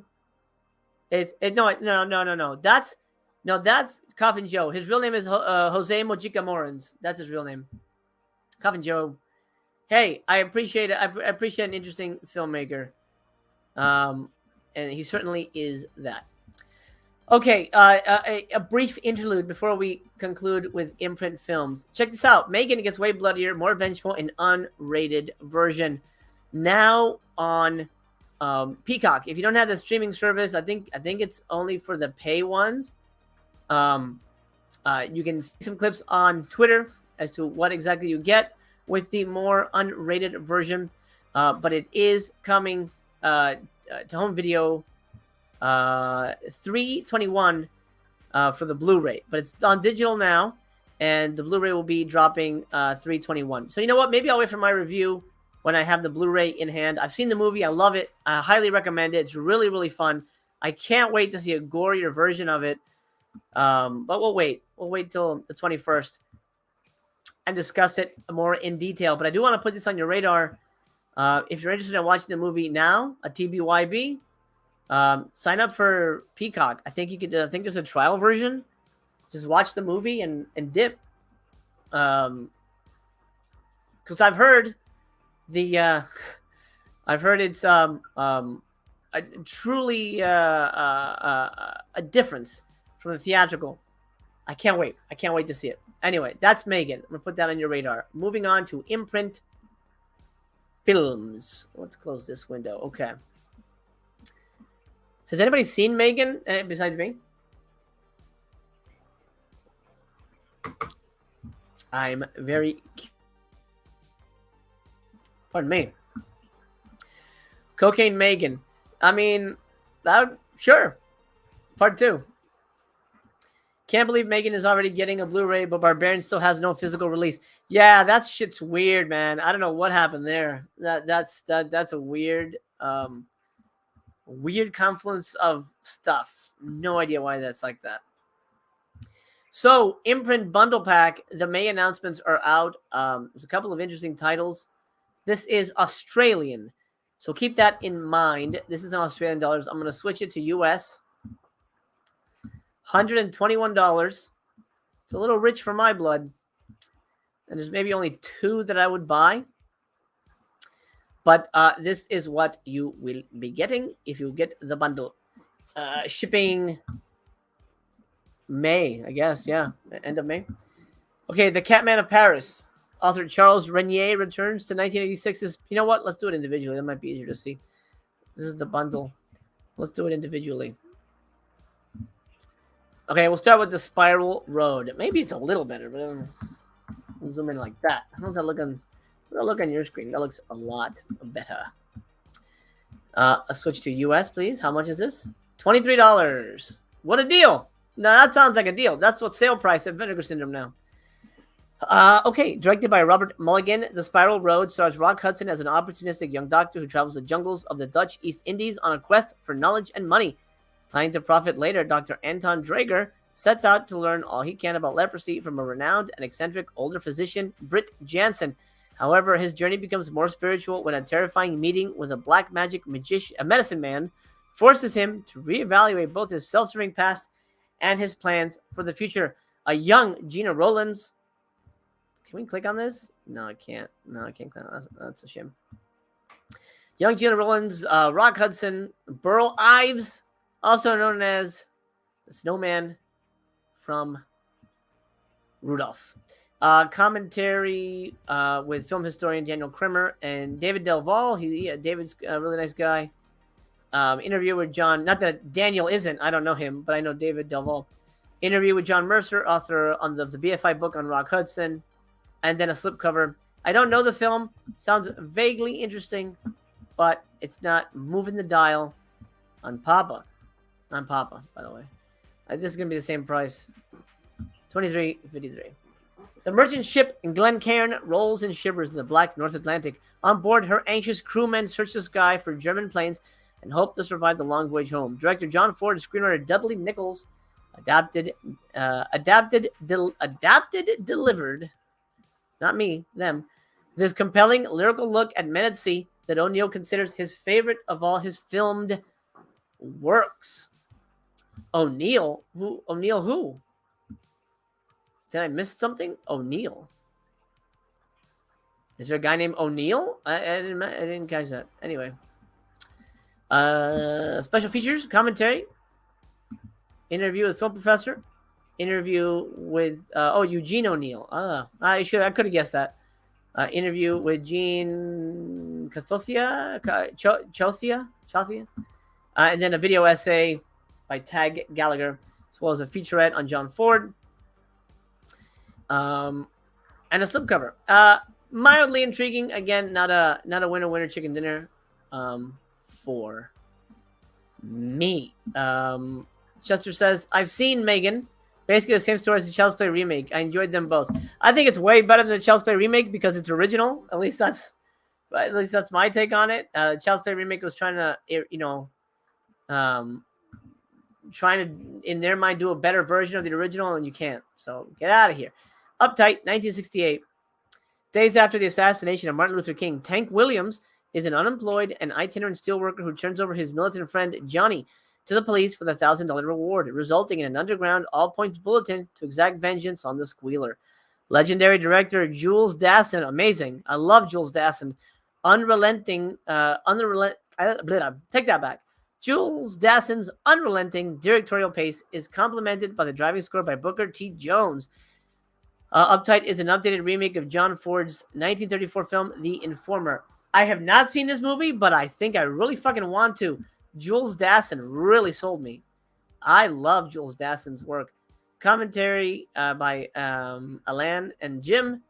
Interview with curator Karen Alexandra about the film's impact on African-American Hollywood, as well as a subcover. Uptight. Ooh, I don't know it. But I'm going to track that shit down. I'm going to try and find... If anyone could do a quick TBYB search for me while we're live, let me know if that's available anywhere. Uptight. One word. The Great Gatsby. I love Gatsby. It's a story. The book is fantastic, and I love pretty much liked every Gatsby adaptation. I didn't like the Redford one, but I actually really loved the Baz Luhrmann movie quite a bit. Great soundtrack. I haven't seen this one. I have not seen this one. Alan friggin' Ladd, who's pretty stoic. I don't know that I'd buy him. Is he Gatsby? He is. Well, I don't know that I can buy him as Gatsby, but the great cast, a great novel, great motion picture. This 1949 movie lavishly takes us on the journey of Jay Gatsby, who worked his way from poor fisherman to extravagant millionaire. Travel back in time to the roaring 20s, a time of flappers, bootlegging, Art Deco architecture, and jazz music. To this classic tale of love and betrayal, deception and mystery.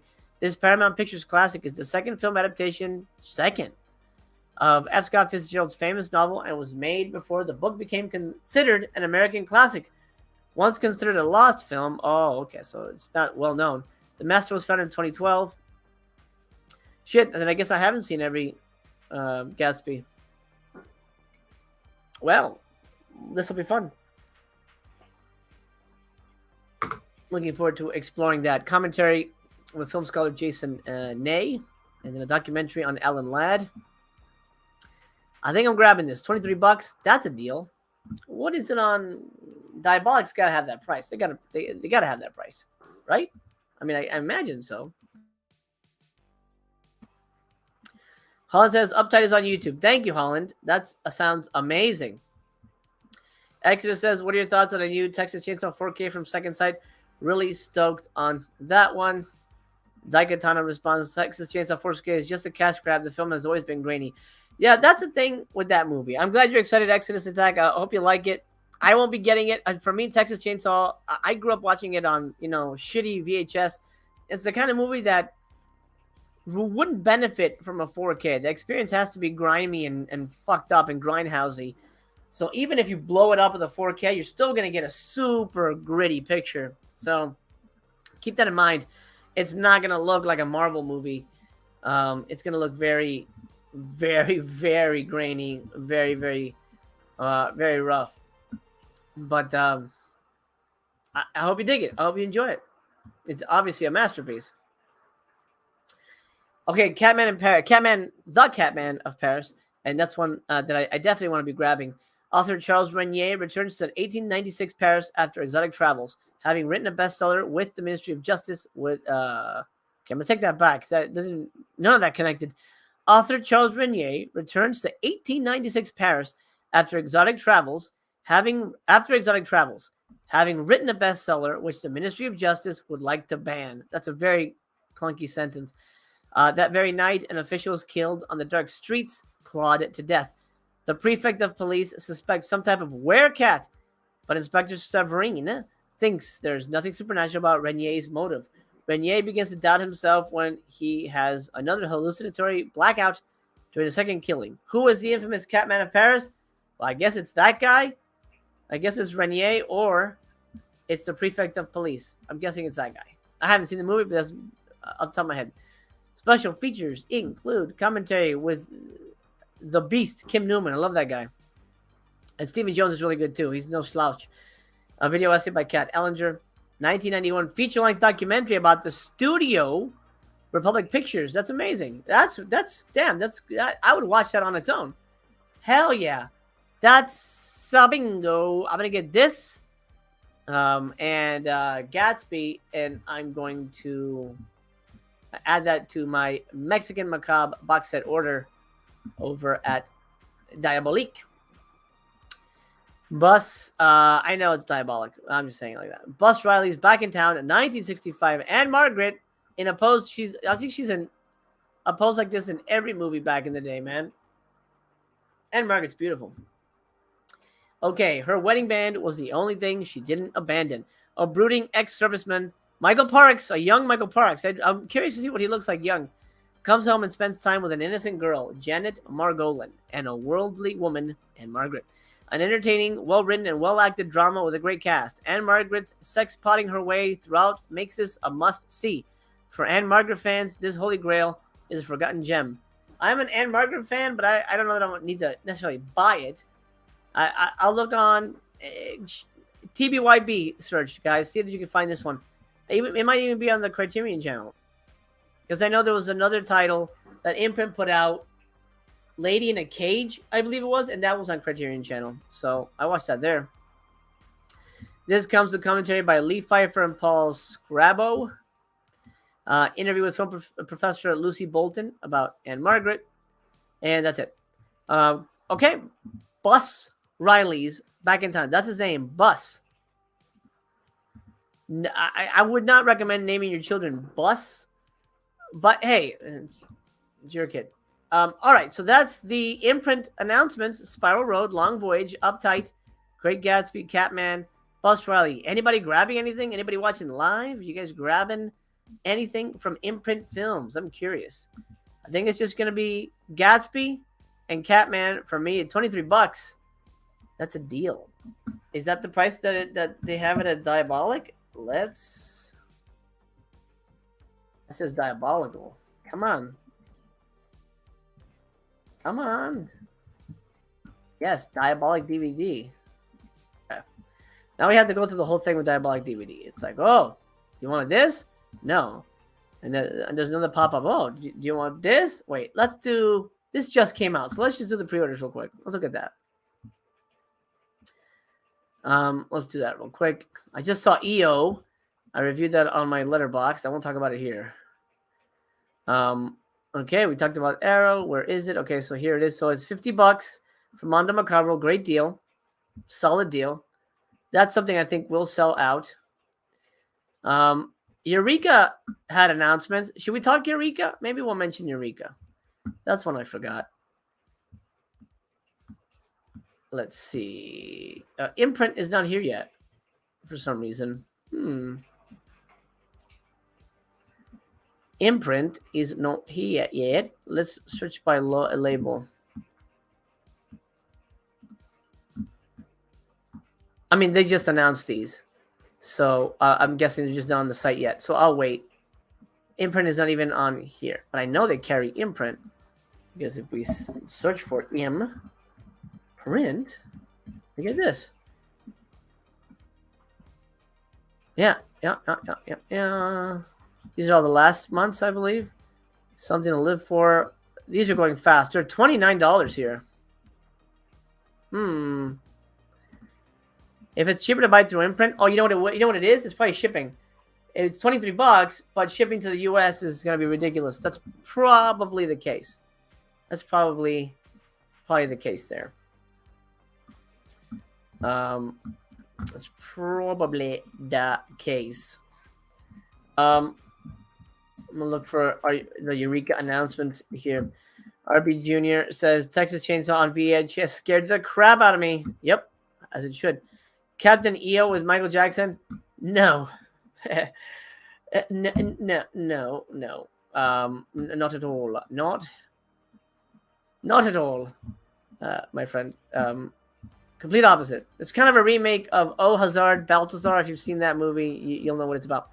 Walt says that Imprint Tales of Adventure set looks good, but price is pretty steep. It is really, yeah. Some of their prices are like ridiculously unfriendly, I guess is the right word. That's the word I would use. Okay. Let us talk Eureka. And we're going 2 hours. This is the longest episode of Coffee with Chaos, but we have a lot to cover, and I don't want to let you down. I want this to be the one-stop shop for movie, news, physical media, that kind of stuff.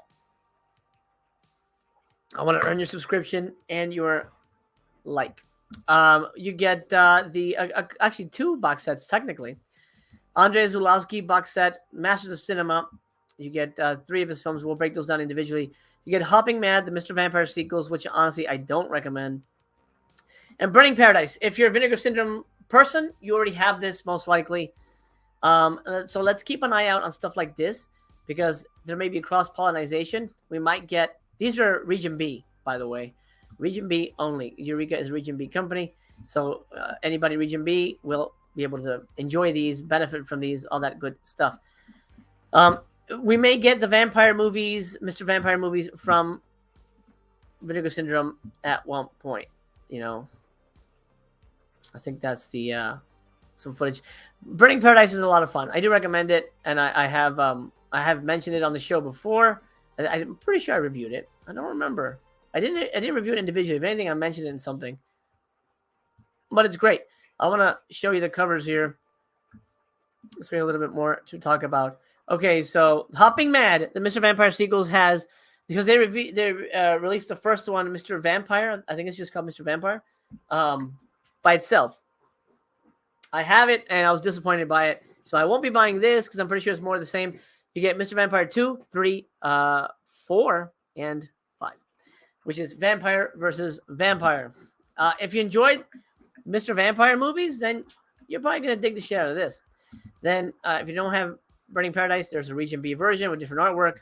It's a fun little movie. Definitely more impressive than some of the stuff I've seen.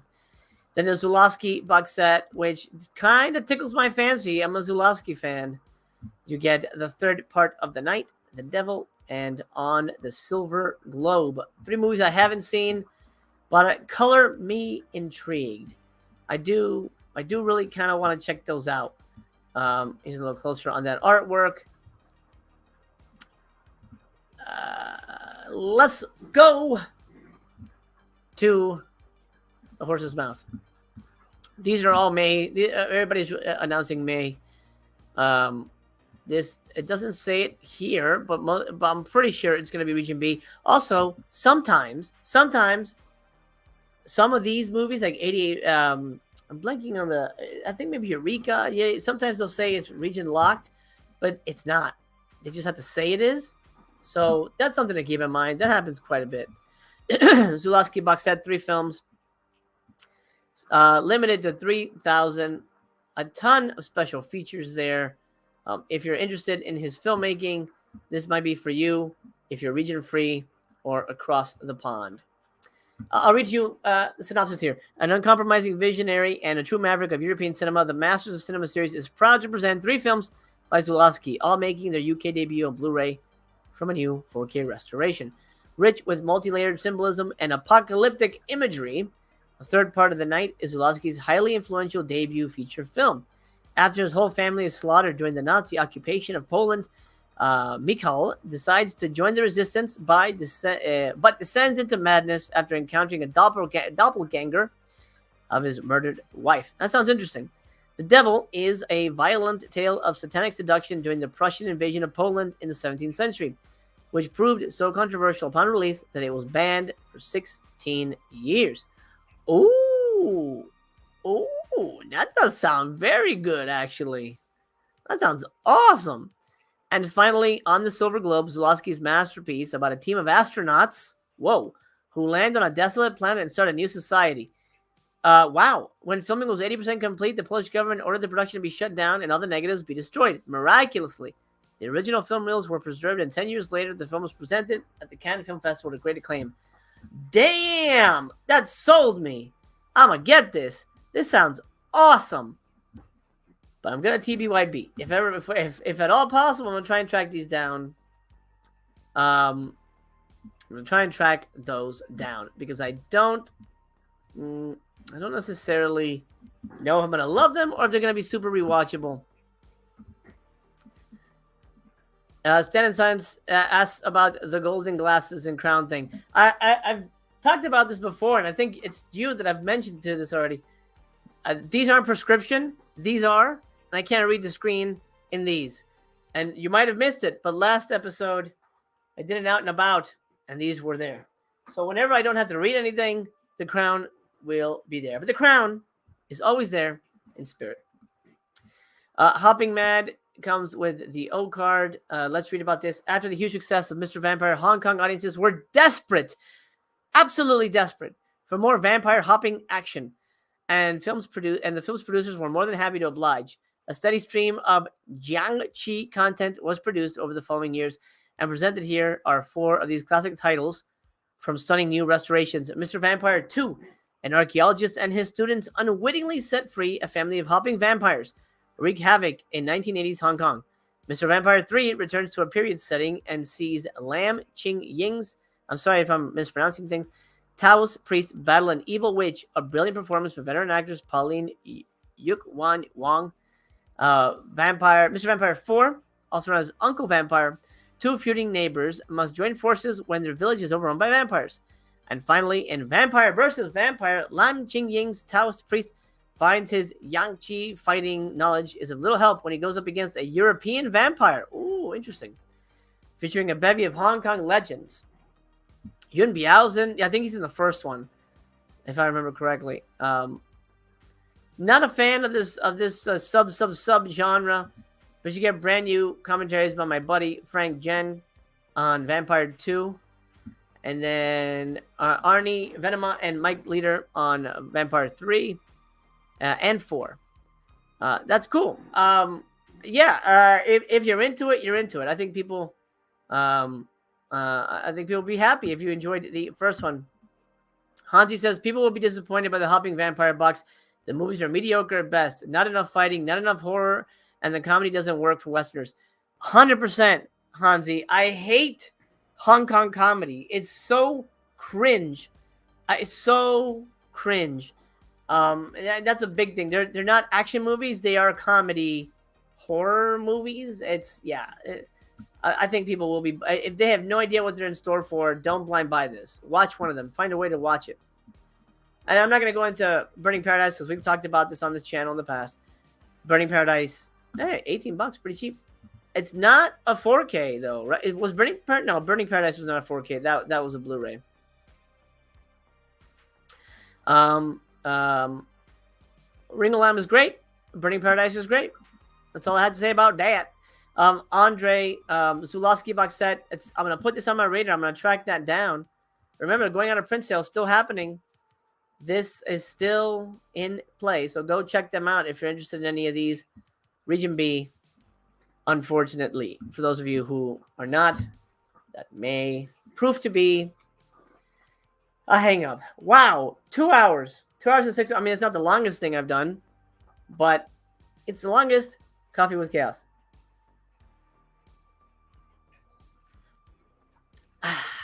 What a day. I'm out of coffee, which means I'm out of show. A little bit left there. Chester, what's a hopping vampire? A combo of Tigger and Robert Pattinson? Yes, absolutely. That is exactly what that is. Mike says, only seen the first Mr. Vampire, but it's been years. I think you've seen one, you've seen them all, to be honest with that.